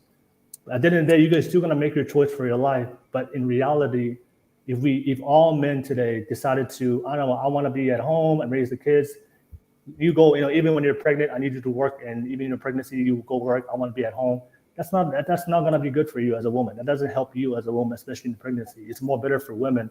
So, like I said, there's nothing wrong with, like, modern day, whatever men want to do, women want to do. But there is a reality that men should be provider protected, and that's what we should tell men. We don't want all men to stay at home and and raise children. That's not going to be a good look for women, and that's not going to be a good look for society. We want men outside building shit, blowing shit up, fighting shit, protecting, doing what men should do. And that's what men need to hear. But just because one woman did it, we shouldn't tell all of men, hey, I have a stay-at-home husband. That's good for you, girl. But men need to be fucking men. All right. Not a bitch. All right, pass it to you, Daisy. What do you think, Daisy? What's your thoughts on the conversation? My thoughts are along the lines of what you had just said. I wrote a note in the chat basically saying that, we shouldn't build society on anomalies. The foundation should be structured and should be, please be quiet, should be the way that it was set out, biologically, if you want to call it that. I myself believe, there was a creator and he created us, for a certain purpose and a certain reason, the way he did for a reason. So biologically, if we want to go that route, again, men don't have the ability to give birth and to carry life. Just because they've switched roles or they have negated their role, their body didn't all of a sudden just start evolving into, being able to have a womb and be able to carry children, and vice versa. Just because we've taken on these, men's roles doesn't mean, I have the same testosterone as my husband and other men and I can do the same things, or even just please be quiet. Also, there is a doctor, Dr. Amen. He is a neuropsychiatrist. He looks at the physical brain, and he actually knows that there is a physical difference between men's and women's brains. So you can't change that. It doesn't matter how many, I guess personal self-help books you read. You can't change that innate, situation. So that's how I feel. I feel it's there for a reason, and All right. majority should follow it. No worries. Thank you, Daisy. I've been passing to you, Ink Spirit. Thank you for waiting patiently. What are your thoughts, Ink Spirit? Oh, sweet as. So I'm gonna just take it back to basics. The question you are answering, I do really love a man that can protect and provide and, be that strong man. Like, I'm not gonna lie, I love a man that I feel safe. I can go out in public. If anyone's gonna come at me, I know my man's gonna be like, what's up? But in saying that, what I don't like about majority of the men that I've experienced is that vulnerability is men can't seem to be vulnerable. Vulnerability is a big one. And then being emotional when it is needed instead of when those conversations come up, it's a really hard exterior. Like, it's not manly enough to voice how you feel or to voice what is going on. And like, to me, that's important. Like, I love a protector. I love a strong man and a provider that wants to, see his family thrive. But also when the conversations that are needed to come up, when I am having a breakdown, I need that heart space. I need my man coming from that soft space to be able to make me feel like I'm heard and make me feel like my feelings are just as valid. If that makes sense. But yeah, just bringing it back to basics. And and when you look way back, our roles were, yes, the mum stayed home. Yes, the father went and worked. And in saying that, it has changed over the years, but men are still like over here in Western Australia, like women are only just sort of taking over the minds, and you could say it's getting 50-50 balance with, male, female. But being raised by a mum that's ex-military, and I grew up, I love hard work. I've done landscaping. I was a wheeldozer operator. I drove dump trucks, just farming and all that. I just literally love hard work. I love getting down and dirty, I guess you could say it. So if I see a man, like my uncles back home, if I see them chopping up firewood, I jump in with them. That's how we got raised. Like, we were quite hearty back home. And we could go and do like pig hunting and all that. I guess it's the background too of where you come from and all of that. So yeah, I guess that's my little spill on it. All right, no worries. Thank you so much, Ink Spirit. I'll be passing to the public guest. Paulo Fessa, thank you for jumping on as a public guest. I know you've been listening intently to our conversations. What are your thoughts on our conversation that we're having right now about expectations of, men should be a certain way based on certain roles, and women should be certain roles, or maybe we shouldn't put that on men and women? No expectations, no roles. What do you think, Paulo Fessa? It's my worldview on it is quite simple. Is that we have done that. We have taken all responsibility from all people, and we're now finding it very hard to redefine what a man, what a woman is. It's even to the point where biologically we can't even define what a woman or what a man is. This is a whole dilemma that we're now currently facing in society. So when we don't set expectation for men and women in the sense of, look, this is what we're both optimized for, how about we look at responsibilities that aligns with what we're optimized for, rather than throwing it up in the air and, look, everyone can do anything at any time, and look at how far that's taken us in a very short span of time. We have lost touch of what it is to define who we are as people. And women are suffering from it. They no longer find the men that used to stand up for these moral values and these responsibilities, and men are facing the brunt end of no longer having expectations on them. And that's the purest way of putting out any sort of evidence on that is how much the statistics of men killing themselves have increased over the years. It's no longer defined down any specific pathway. And I've heard the comments of, it's not manly to do this or to do that. There are some truth to it. And instead of people sitting down and going, okay, where have we derived this sort of culture around men and women? And why is it important to look into where those come from? Rather than, well, we've slingshot ourselves the complete opposite and go, okay, no, that's not how we do things now. Let's completely scrap a system that has worked for thousands of years and just go and try a new one. And we're finding out that very quickly, just how destructive and damaging that is. So, look, I think the conversation I've heard is going down a direction that I truly want to challenge a lot of views on, but I'll leave it to the ladies to carry on, especially around vulnerability. Can't even say the word. All right, no worries. Thank you so much, Balafessa. Let me pass it to you, Ariel. Anything you want to add on? Anything you want to respond? Go ahead, Ariel.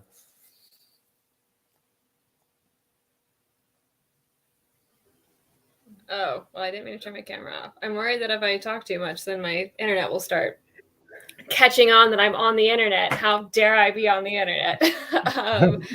But no, I think I haven't talked here obviously about vulnerability before, but I have talked about vulnerability before, and I feel like it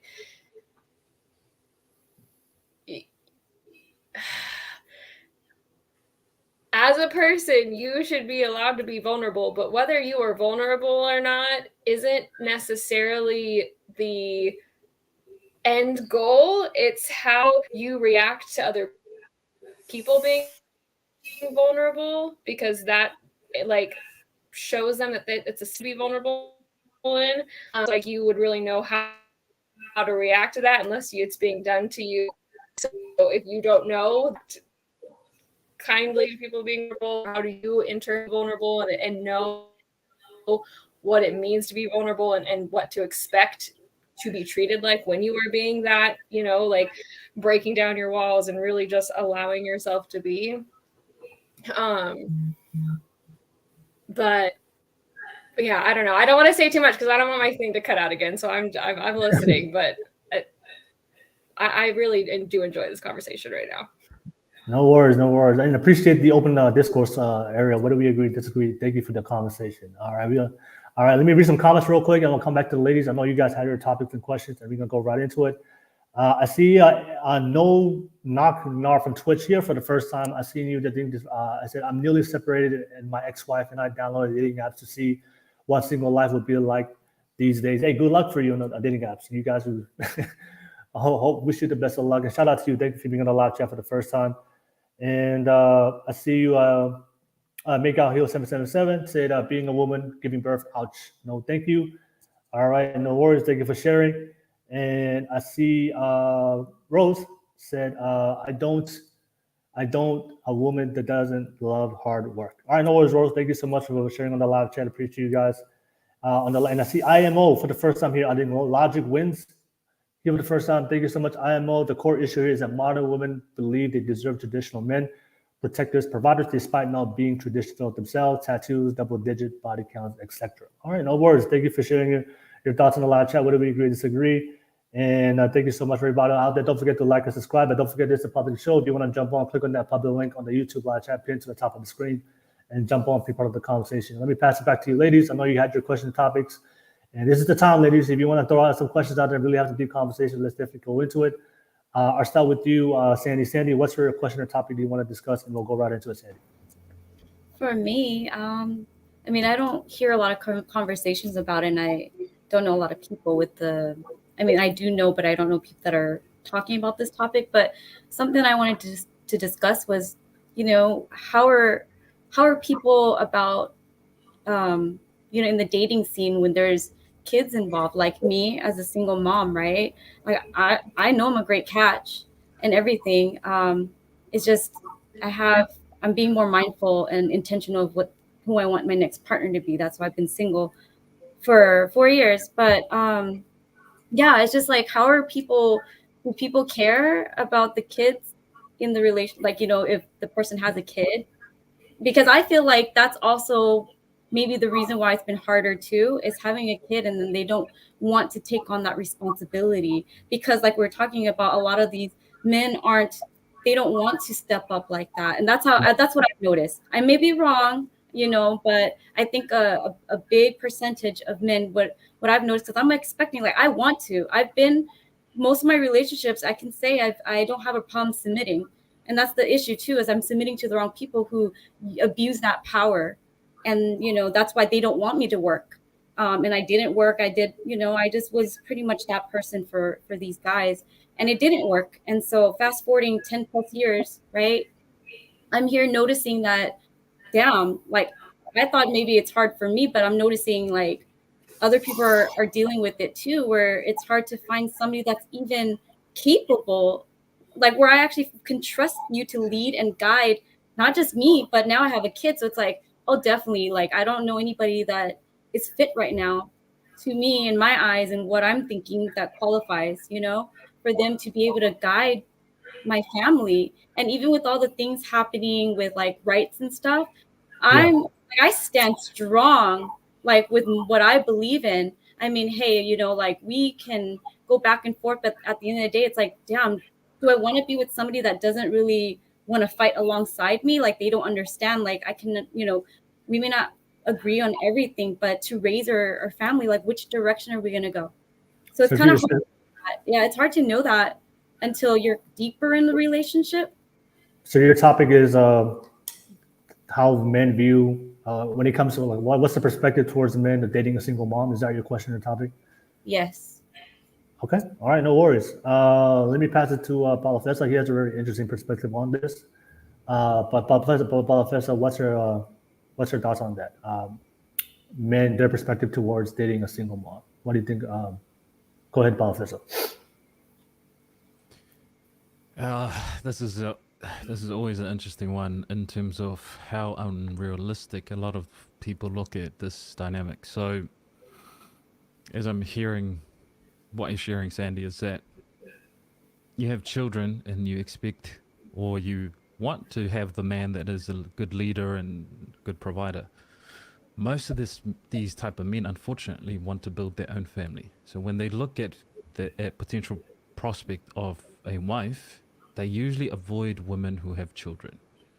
It brings a lot more complication. It brings a physical evidence of an imprint of another man. And most people, especially men, well, most men look at that as a negative for them to take on. And it's, I myself has had my wife for 7 years and she was a single mother, but I had very specific criteria in terms of my dating with her. She had to be around my age at the time, which was 21, and had one child. And not only that, it had to be a male. And the reason for that is it's a lot more complicated to take on a single mother with a daughter than it is to take on with a boy. So it's quite interesting that, and this is something to ponder on and challenge me if this is something that you wanna sort of reply back to. But it's how do we look and justify what is fair when we are single parents ourselves, and yet we want all the things that we should have had without the children, if you get what I mean. So wanting a good, strong leader who has no children or has whatever that may be, but we've already done a lot of work that has potentially put us in places where trauma has manifested itself. So it sounds doom and gloom, but unfortunately this is how men work, and this is how our brain works, is that building a family of our own is very specific to a very specific need, and most of the men that I know who are in this category prefer women without children. Yeah. All right. No worries. Thank you for sharing that, Balafissa. And just to add on to what Balafissa said, Danny, I mean, that's my conversation, my experience with men, talking to men, especially the men the men with the qualities that you look for, with great leadership, ambitious, great values. They want to be provider, protector.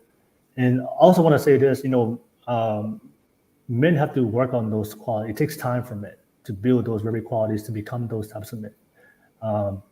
And if any man, I just want you guys to understand the mind of a man. If any man's willing to put in that work for long amounts of years and time and effort and sacrifice and discipline to do that, most men will only put themselves in those positions and put that amount of work to do that only for their kids. And that's why Balafissa said most men are not going to put themselves in to become those great men to go raise another man's responsibility. So it's just one of the realities of the dating world. But yeah, that's why it is hard.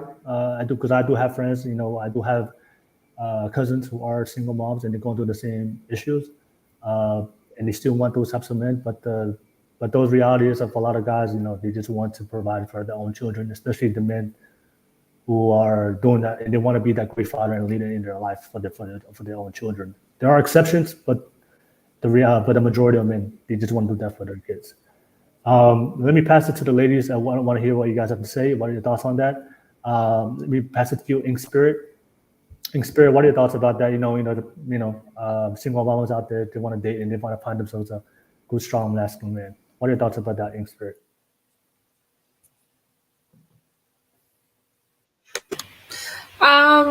That's a hard one for me, because I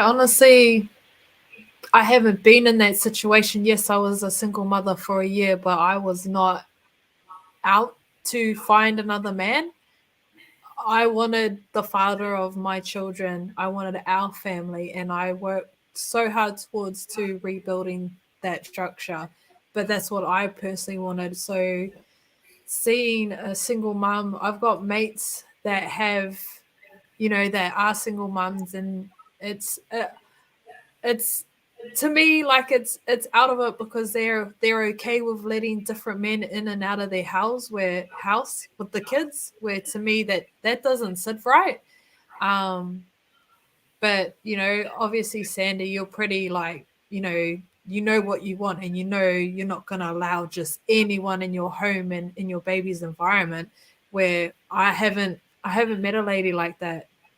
And I praise you, girl, because honestly, it probably has been hard for you, and I could only imagine the challenges with a baby. Like when I was a single mom, the thoughts pop up like, what if there was a new man? Like, but do I want to introduce my kid to someone else that's not their father, but yet then I was raised by someone that's not my biological father, but he raised me since I could remember, like since I was like 2 years old. So it's a tough one on how I could see it, and it'd be tough to allow someone into that, knowing that they can't just step up for you. They've got to step up for your baby, because it's not only you. There's someone there is a small human that they will have to take responsibility of, and eventually when you get married, because that's your blood, that is your child, and whether they like it or not, that child comes with you. So it's whether they're ready to step up as well. And girl, I hope you find a man that is, going to love your child just as much as they love you, because everyone deserves what they want. Like, I don't know how to word it properly, but you deserve all your desires. Thank you, Ink Spirit. Thank you so much. But I have, sorry, I have to jump off. My babies are screaming, and No.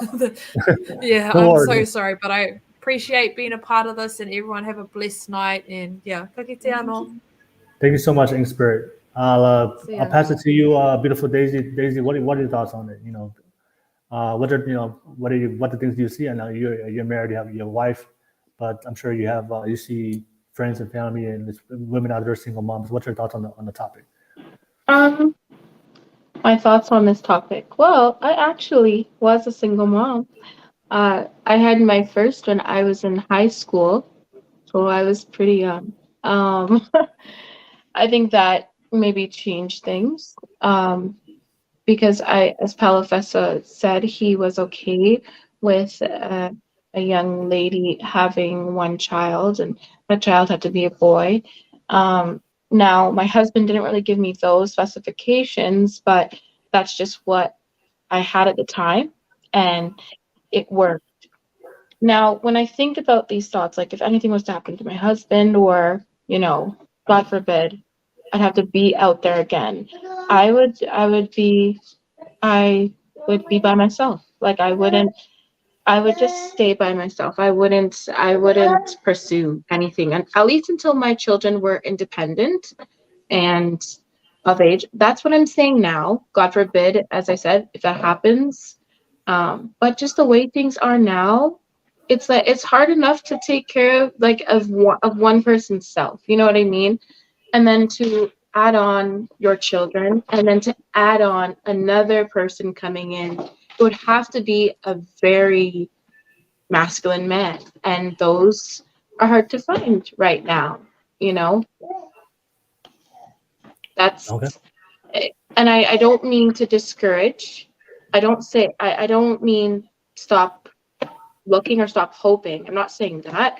Definitely continue to hope, but continue to keep those boundaries in place, and that person will come and will find you. So just don't loosen those boundaries. Stick to what you're looking for. And as Ink Spirit was saying, she knows people that just let anyone in to their space and their children's home. And that to me is pretty dangerous for a number of reasons. So I would say demand, be very upfront and say, this is what I'm looking for. Put it out there, and, you just have to really do that vetting process the best way that you can. Because it's crazy out here, as we know. Yep. Thank you so much, beautiful Daisy. I see Gil Hill from Twitch here for the first time. I say hi all. Hey, what's up, Gilson? Thank you so much for being on the live podcast. Don't forget to like and subscribe, and appreciate you guys all on the live chat. Let's get that live chat popping. Whether you agree or disagree, let's get it active, y'all. BL17, get on, everybody. Make sure to like and subscribe to the channel. But let me, Palafessa, you wanted to add on something you want to add on to Sandy? Go ahead, Palafessa. There's a couple of things, but if we look at the data and the science of biological children, there is a certain hormone that's released in fathers that makes them bond to the children. This is why skin to skin is very important for fathers to have with their child after childbirth. With this not being part of the process, it's very hard for another man to look at another man's child and have that same level of care and affection and nurturing protection level of protection that we bring to the table when we do have our own children. So I can see in a world where it's idealistic to demand a man to take up that responsibility, but biologically it's very difficult for men to do that. It takes a lot, and I think with my experience is that I was adopted out at a very young age, so I was used to the dynamic, but a vast majority of men haven't gone through that dynamic. So to take on another man's child it goes against our nature and the way that we feel about protection. This is why men want to have their own children. So it's very idealistic, and I know Rose put it in the chat quite idealistically, is that why not have a bonus child? It's just very different to the way. This is why a lot of the practices when men have children is to have skin to skin. It's to engage that hormone in us to be released so that we may bond with the child a lot better. So it's not only that, but look, this is how simplistic and often harsh the world of a man is that when we look at a single mother and we haven't come from a environment where we were adopted and we were exposed to that, it reminds us that this woman has made a mistake with a man before. So we then question the ability of the woman to make the same sort of decision, and we go, maybe the risk is not worth it, so therefore we'll move on. And this is why it's a difficult one to try and balance, and unfortunately it does cut down your pool in terms of dating. There's exception to the rules, so there's that, but me as a person, I never put anything on exceptions. I'll optimize for whatever it is that my options are. No worries. Thank you so much, Palofessa. Let me pass it to you, Ariel, and then I'll pass it back to you, Sandy, even if you want to respond and share some things based on what everybody shared. But Ariel, go ahead. What are your thoughts about it? What are your thoughts about the single moms and kind of attract a good, strong man?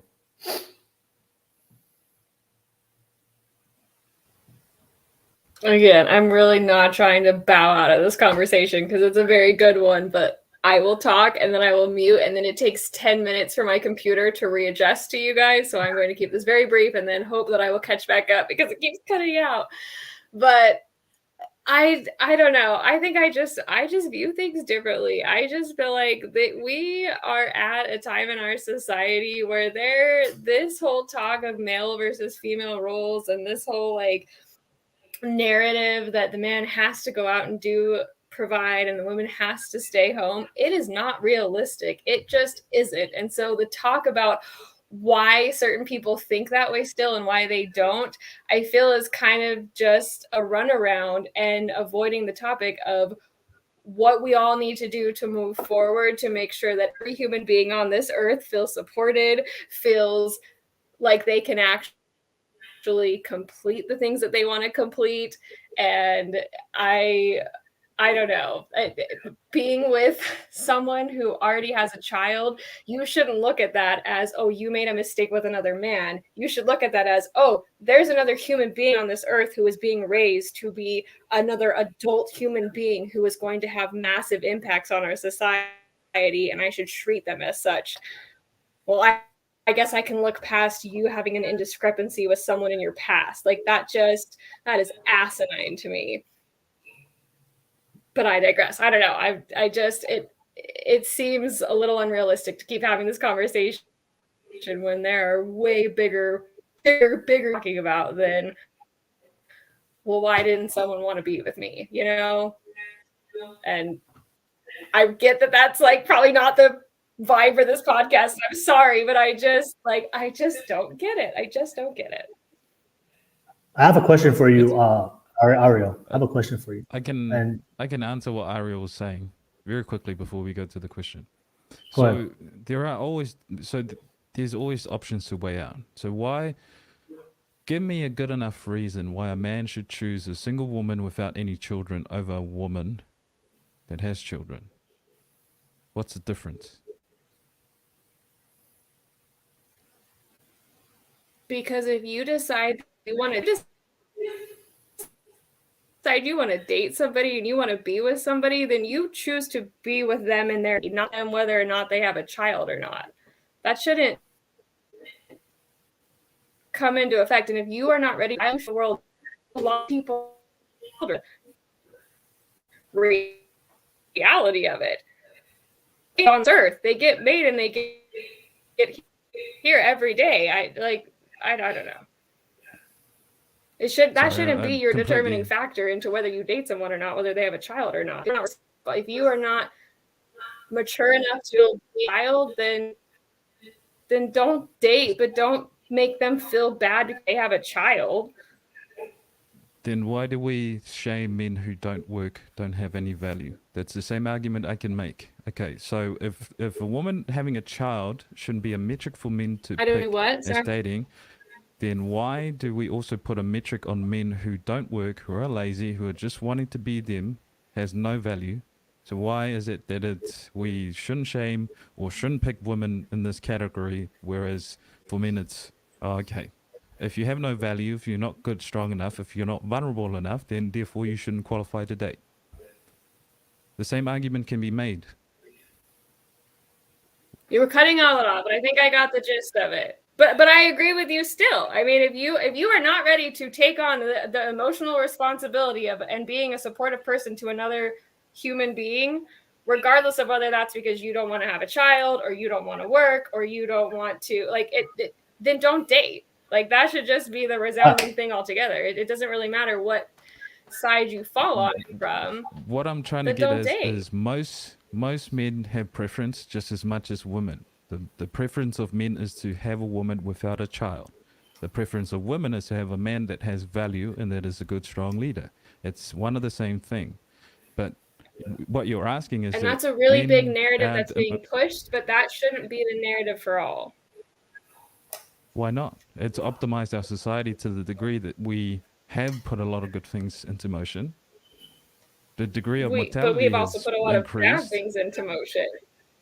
There's just as much, if not more bad than good that has come out of society as it is today, and that should change. I completely agree with you. But the whole point is that the way we optimize for good things is not to go back and try and optimize really bad systems and structures. There's preference. The reason why most men and women have preference is to optimize the good, is it not? Yes, but by saying that, you're then saying that we have just had catastrophic negative impacts on people dating people with children?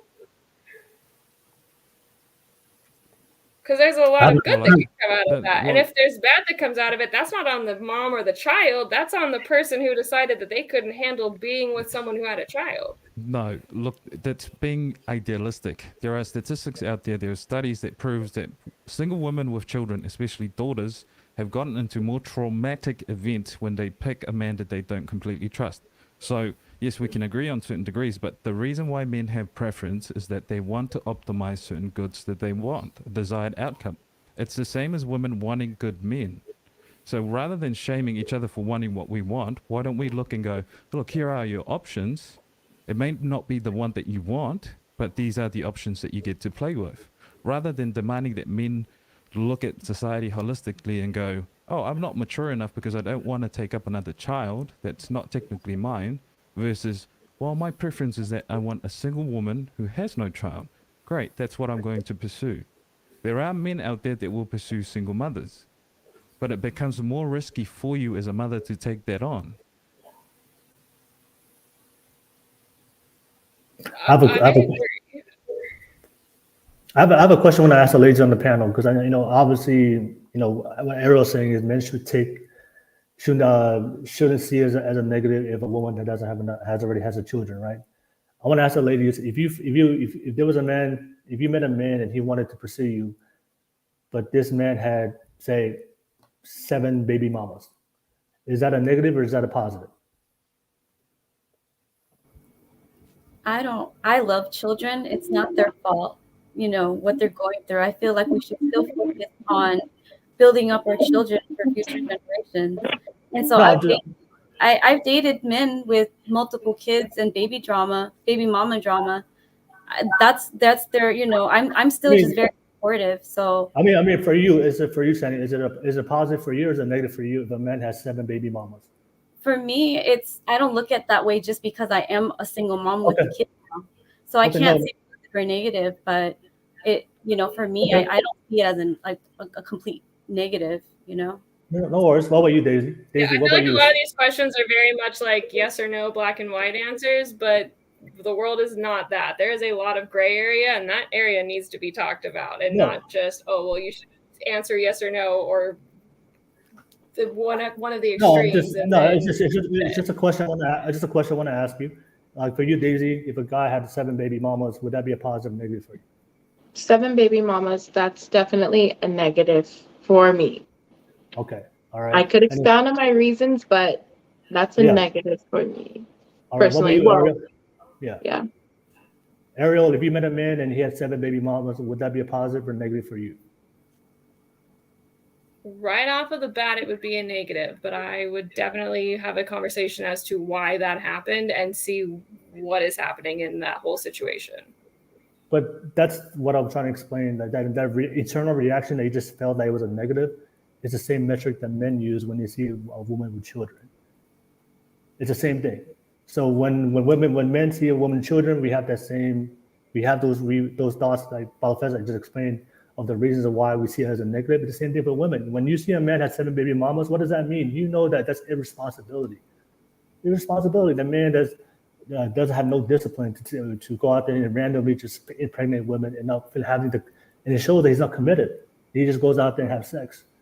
So, but for reverse, for the men perspective, like if a woman has children, like Balfez said, we just know that she may have some trauma from the past relationship with that man, and also if depending on how many children or baby daddies she has, then it shows us the ability to make decisions of making bad decisions. But what if it was one man, or what if it was a man with one child, with one baby? Well, like I said, it depends on the man. But what I'm saying is, you were just like you were pushing. No, you can't. No, because it can't just be instant. Oh no, it's your guttural reaction.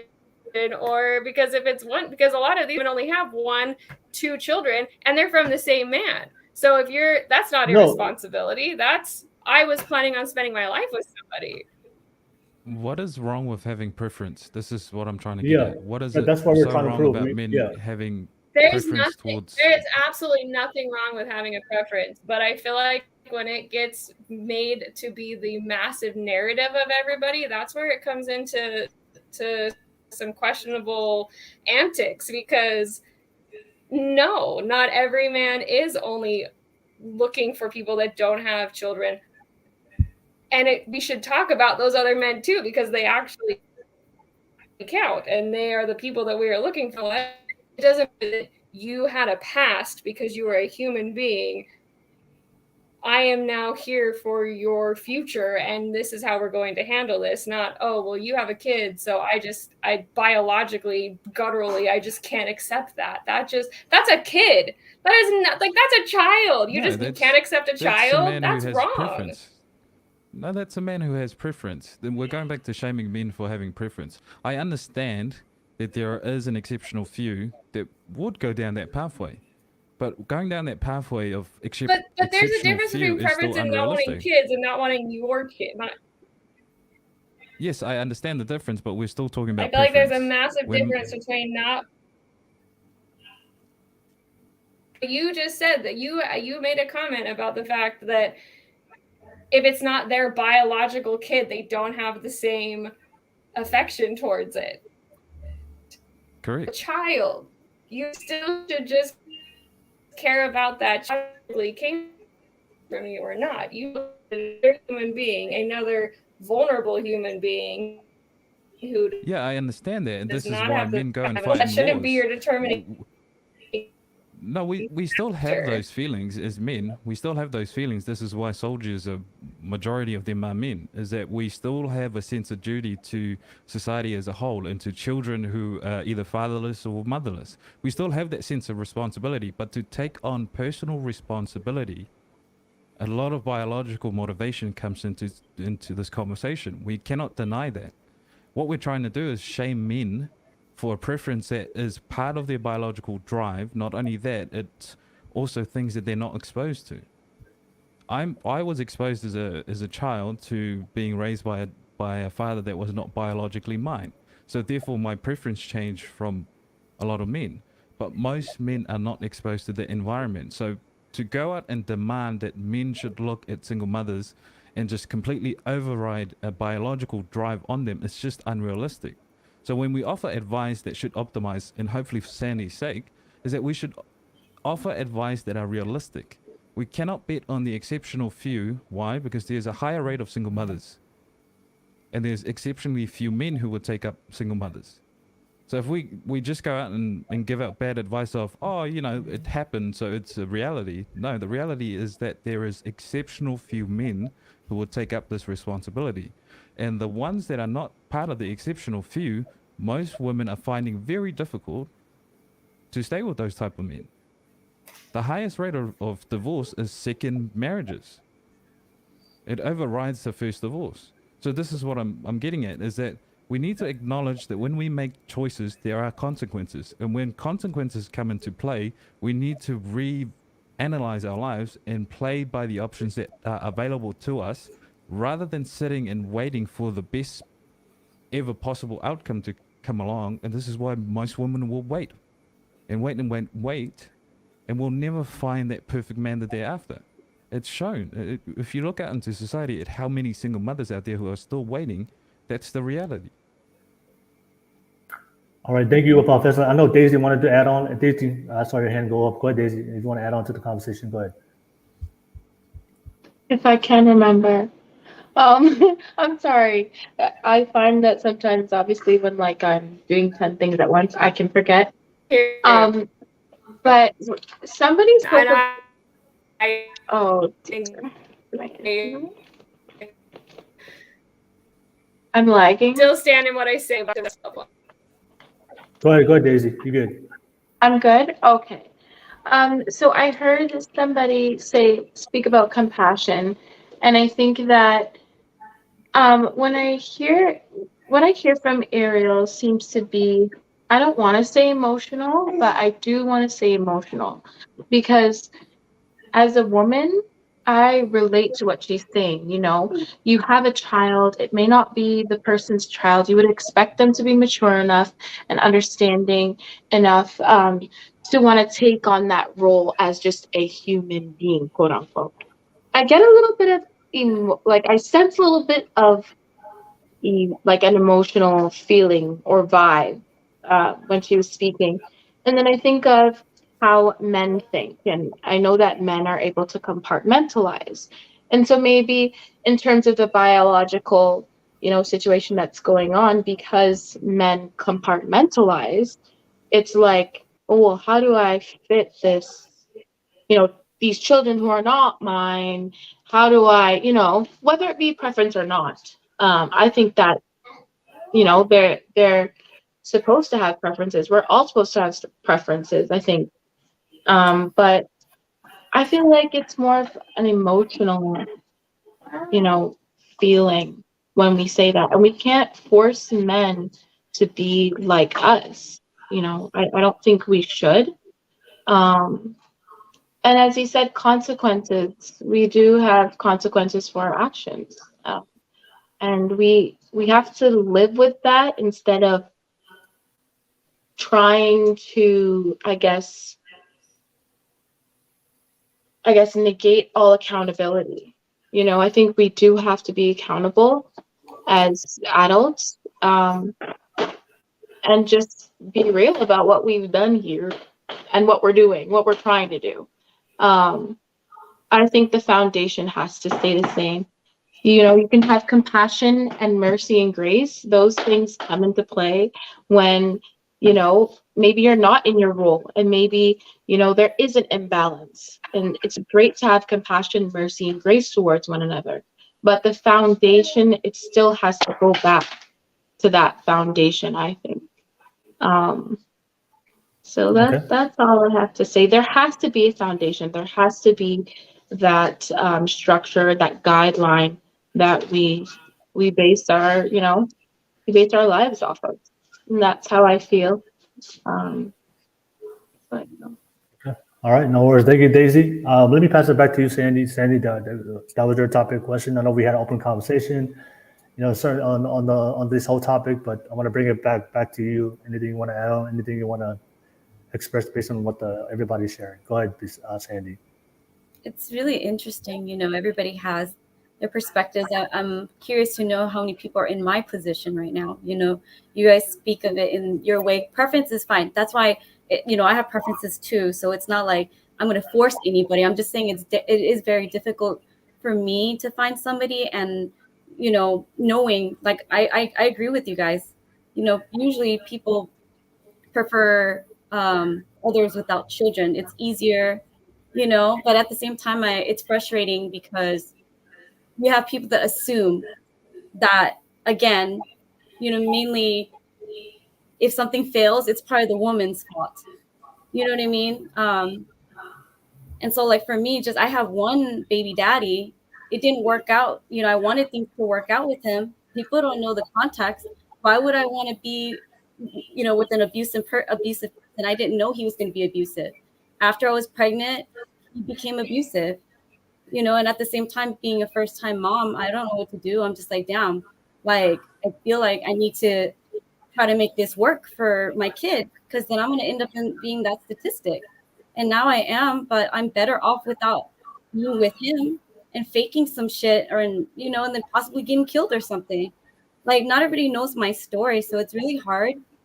If there's lack of compassion, hey, if you don't want to have, you know, somebody without kids, then don't approach me. Don't waste my time. You know, I'm not gonna hook up with you and stuff like that. But it's just everybody, I don't know. Like, I just feel there's a majority of people that are hard on single parents. And I just, you know, when I was saying I'm a great catch, it's because I know I've been married. The things that have happened to me, I take accountability on my end, but I've always been faithful, and I always did my part to try to keep it going the best I could. And if there's a relationship that doesn't work out because I see it's really bad, you know, I'm gonna leave. So I have left a lot of relationships too. It's not just, oh, they dumped me. I mean, I don't know. I just see, like, even in the comments, it's like, it's interesting, the lack of compassion and just the assumption of maybe I'm a bad person, or even about tattoos. It's like, damn, you know, like, why is it about that kind of stuff?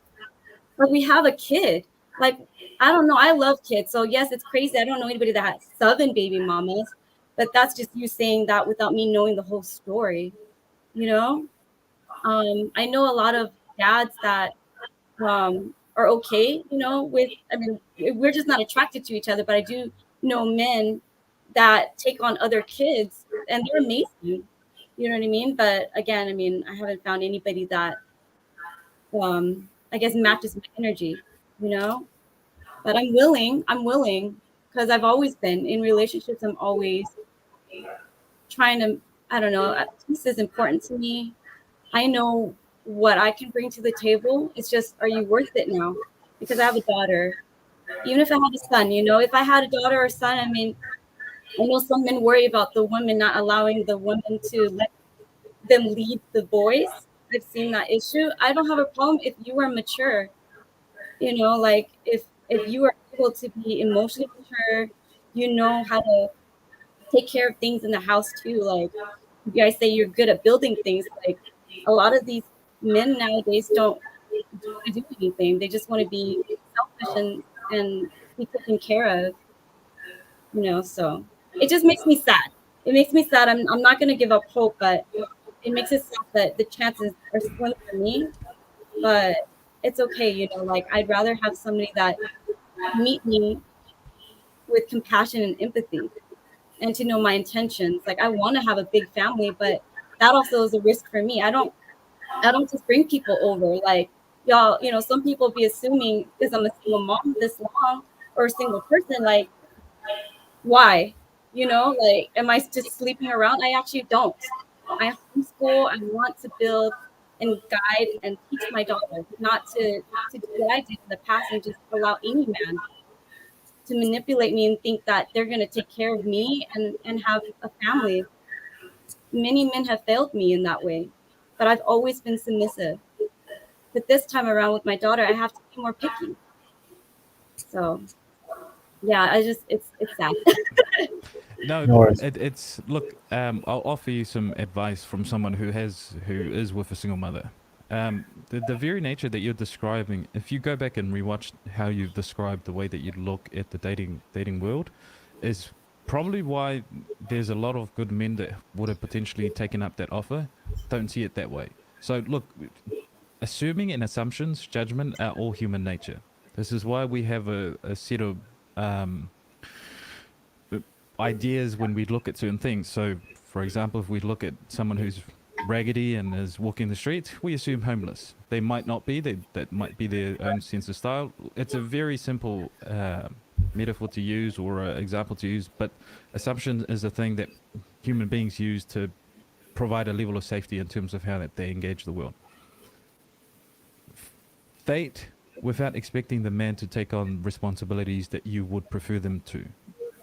and lead with, look, I have a child. If that's something that is against you, don't waste my time. Let's just stop it there. If my child is going to be an issue, let's not even carry on. Let's not waste time. Let's move on. Find who it is that we want to be with. There are men out there, and if that's the direction you want to lead down, you have to get away from having this idea or this expectation that men should automatically take you on with your child. Do express it. Be quite honest with it and say, look, this is my conditions and these are the things that I have. And if you're going to take me on as a partner, you have to be aware that I have a child and that I'm quite picky and I don't want to be stuffed around. I want to build a big family and these are the things that I bring along. So I think when just listening to what you've shared it is a put off because there is that layer of defense that comes along with it, but it's not aimed at the right direction. It's almost just too guarded to the point where no one can even get through that. So rather than at least trying, most men will just go, look, okay, I'll leave you where you are. Let me just move on and optimize. So we have such a idealistic view on what preference should be, and I get it. We want people to be compassionate and be empathetic towards the situation, but that's not the reality of the world, unfortunately. Okay. All right. No worries. Thank you, Professor.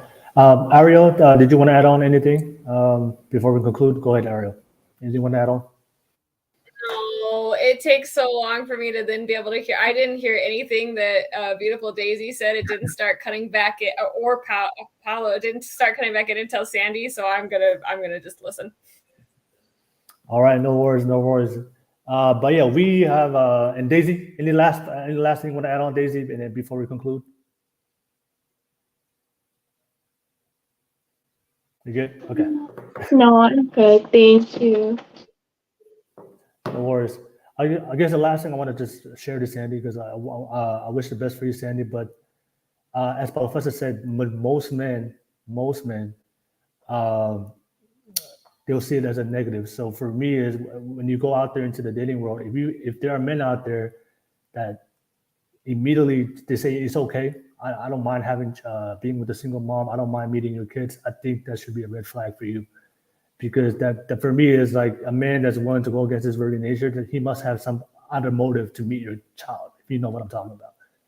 So just be very careful when you go out to date men. You know, you understand the reality that most men probably are gonna have a problem with that. But if you meet a man that it's okay from the get-go, and then, oh yeah, that's fine. I want to meet your kid. When can I meet your kid?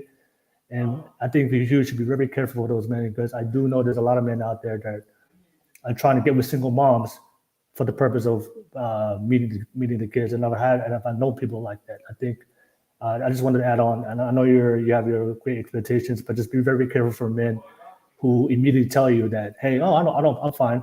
I'll meet your kid. I'll take care of your kid. And they want to meet your kid immediately. I think you should be very careful with those types of men. If you don't understand that most men, their biological nature is to be very negative towards that. So I just want to just throw it out there, because I have people I know personally, single moms, who let the men immediately in the beginning, and they found out that they abused the children. They wanted to get with the kids and not the mom. So I just wanted to throw that out there. But anyways, thank you so much for the conversation, Sandy, and thank you for the topics. We have come to the end to the podcast and the conclusion. Thank you so much for everybody on the live chat. Shout out to everybody on the live chat. Thank you so much, whether you guys agree or disagree, and shout out to the panel. Real quick, thank you guys for having an open conversation. And Ariel, thank you for the open discourse. And beautiful Daisy and Sandy and Paulo Festa, thank you for jumping on and having an open, just real, unfiltered, and raw conversation. That's what we do on this podcast. We keep it real, we keep it unfiltered. We discuss the realities of the world, of the dating market, and what's happening today between men and women. Sometimes it's one of those, we get real and have some hard conversations, but that's just the nature of dealing with the real world. All right, but nevertheless, shout out to you guys. We've come to the end. I want to ask the panel real quick, what's your final takeaway and thoughts from tonight's discussion, and how can people find you? Let me start with my debate buddy, Ariel. Ariel, what's your final thoughts from tonight's conversation, and how can people find you? I don't want to be deemed the debate buddy. Actually, you know what? I'll proudly take that title because I stand on every fucking thing I said tonight. I will take away that there is a lot of healing that needs to happen in your chat. That's what my takeaway is. No worries. And how can people find you, Ariel, if you want to be found? I'm just here by a friend. There's nowhere to find me. All right, no worries. Ariel, thank you so much. And thank you for jumping on for tonight. I enjoyed our open conversations and discourse, whether we agree or disagree. Thank you so much. Let me pass it to you. And Sandy, you have a great friend, Sandy. You have a great friend. Shout out to Ariel. Beautiful Daisy, what's your final thoughts and how can people find you? My final thoughts are continue to have these conversations, continue to hold women and men accountable. And you can find me at Beautiful Daisy1 on Instagram. And thank you again, Will. I appreciate it. And good night, everyone. All right, no worries. Thank you so much, Daisy. Always a pleasure to have you on. Thank you so much. Let me pass it to you, Sandy. Sandy, what's your final thoughts for tonight's discussion? Thank you for opening up yourself and having these real conversations. And how can people find you, Sandy? Whew, I'm processing a lot, y'all. So pretty much. I mean, at the end of the day, it's what I'm taking away is just the difference, like between how a man and a woman thinks and how I don't know how it's so complicated in some ways.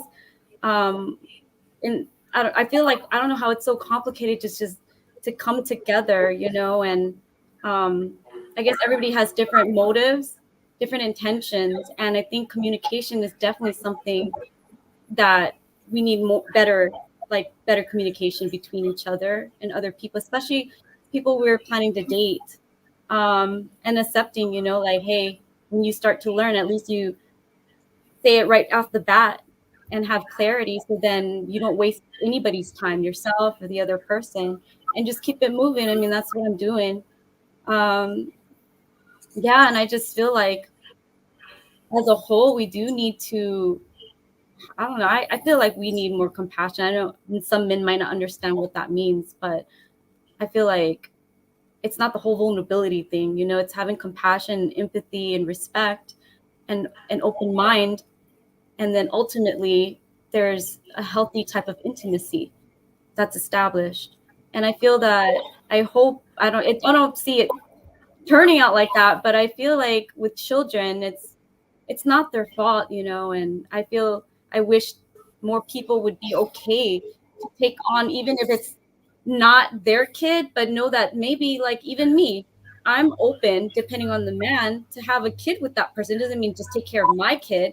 Like, if you are a good father, I mean, it depends. It's going to be a whole process, but, you know, I don't mind that. But anyways, I appreciate you guys, and, you know, there's a lot of processing I have to do, but I all my Instagram accounts, I have 2 are private. I'm picky about, you know, if you know me, you need to DM me and tell me how you met me, and I'll see if, you know, you're worth connecting with. But there's my yoga business, Wondrous Bliss Yoga, and then there's beautifullyfiercewarrior.108. So thank you, everyone, for your time. All right, no worries, Sandy. And Sandy, thank you so much, and shout out to you for, you know, having the courage to come on, have open conversations about these things. Thank you so much. Shout out to you, Sandy. Wow, I'd like to give a super shout out to. Can we all just say a really big happy birthday to Sandy? Oh, it's your birthday, Sandy? November 13th. So hey, for happy birthday. Happy birthday. It's already 13. Happy birthday, Sandy. November here.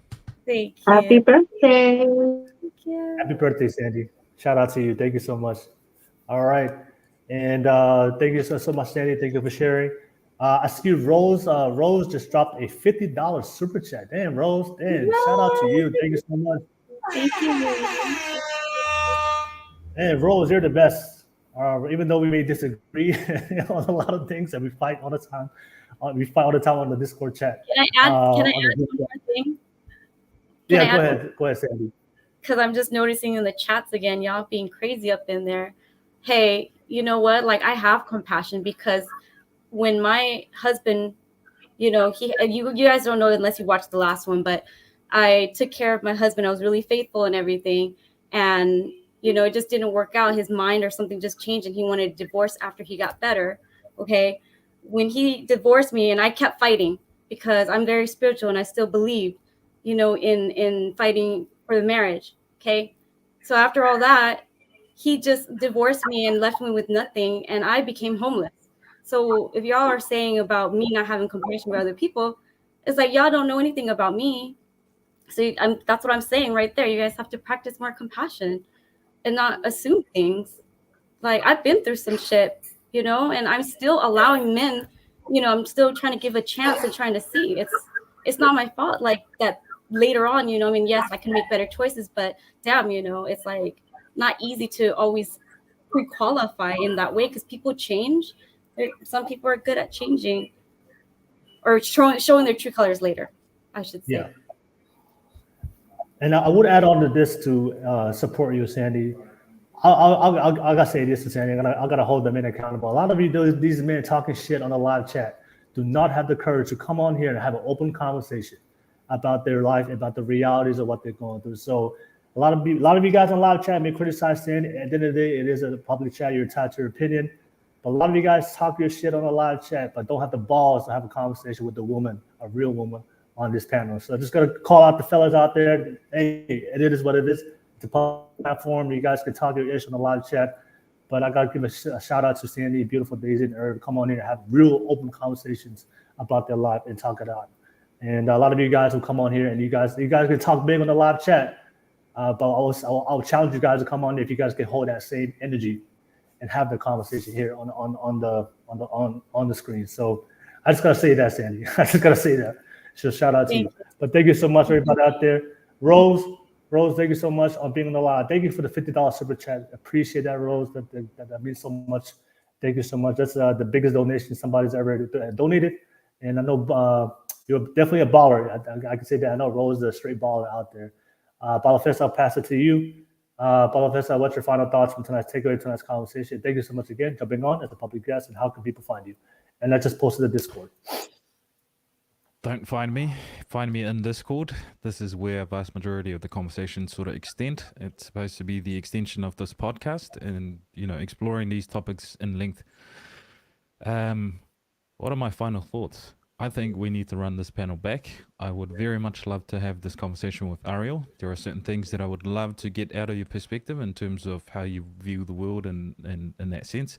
And I enjoy conversations where people challenge the way that I look and perceive the world.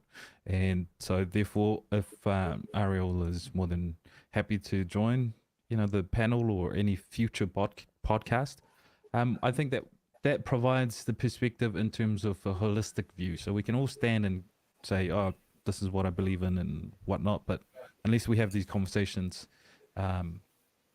it's always going to be one-sided. So appreciate you, Ariel, for being part of the panel, and to everyone else. Sandy, Daisy, Will, again, thank you for having me on. Find me in the Discord. This is where a vast majority of these conversations go on. And it's quite interesting in the way that we dissect a lot of these topics after the actual show. So again, thank you and happy birthday, Sandy. It's 13th here. So technically it's your birthday here. All right, no worries. Thank you so much. Yeah, thank you so much. Shout out to the panel. Thank you so much for you guys for having some. We had some great conversations tonight. And of course, like I said, find us on the Discord. I just posted the Discord link and I pinned it to the top of the YouTube live chat. So if you're watching this from Twitch or Facebook, you have to come to YouTube. It's pinned on top of the YouTube live chat. The Discord, we have a group chat for the Golf God podcast where we continue these conversations offline. So if you want to be part of that group, you can have one-on-one conversations between me and Paulo Festa and also the ladies and also the other guests from previous panels. We're all on that YouTube because, like I said, we can't have this conversation. It takes more than 2 hours to have these type of conversations. You got to continue it after. So if you have specific questions or things that you want to discuss, join us on the Discord. The Discord is pinned to the YouTube live chat, and join us, and we can continue the conversation offline. Don't forget to like and subscribe to the channel so you get notifications. We do go live, and as we do this every single week. We have a new topic next week, a new panel. But nevertheless, we enjoyed you guys in the live chat. Thank you so much for love and support. I appreciate you guys as always. Thank you for the participation. Whether you agree or disagree. And of course, shout out to the ladies, Sandy, beautiful Daisy, Balafesa, and of course, Ariel. Thank you for jumping on and being part of the conversation. Everybody, you guys have a great night, and I'll see you guys next time. Peace, y'all. Peace.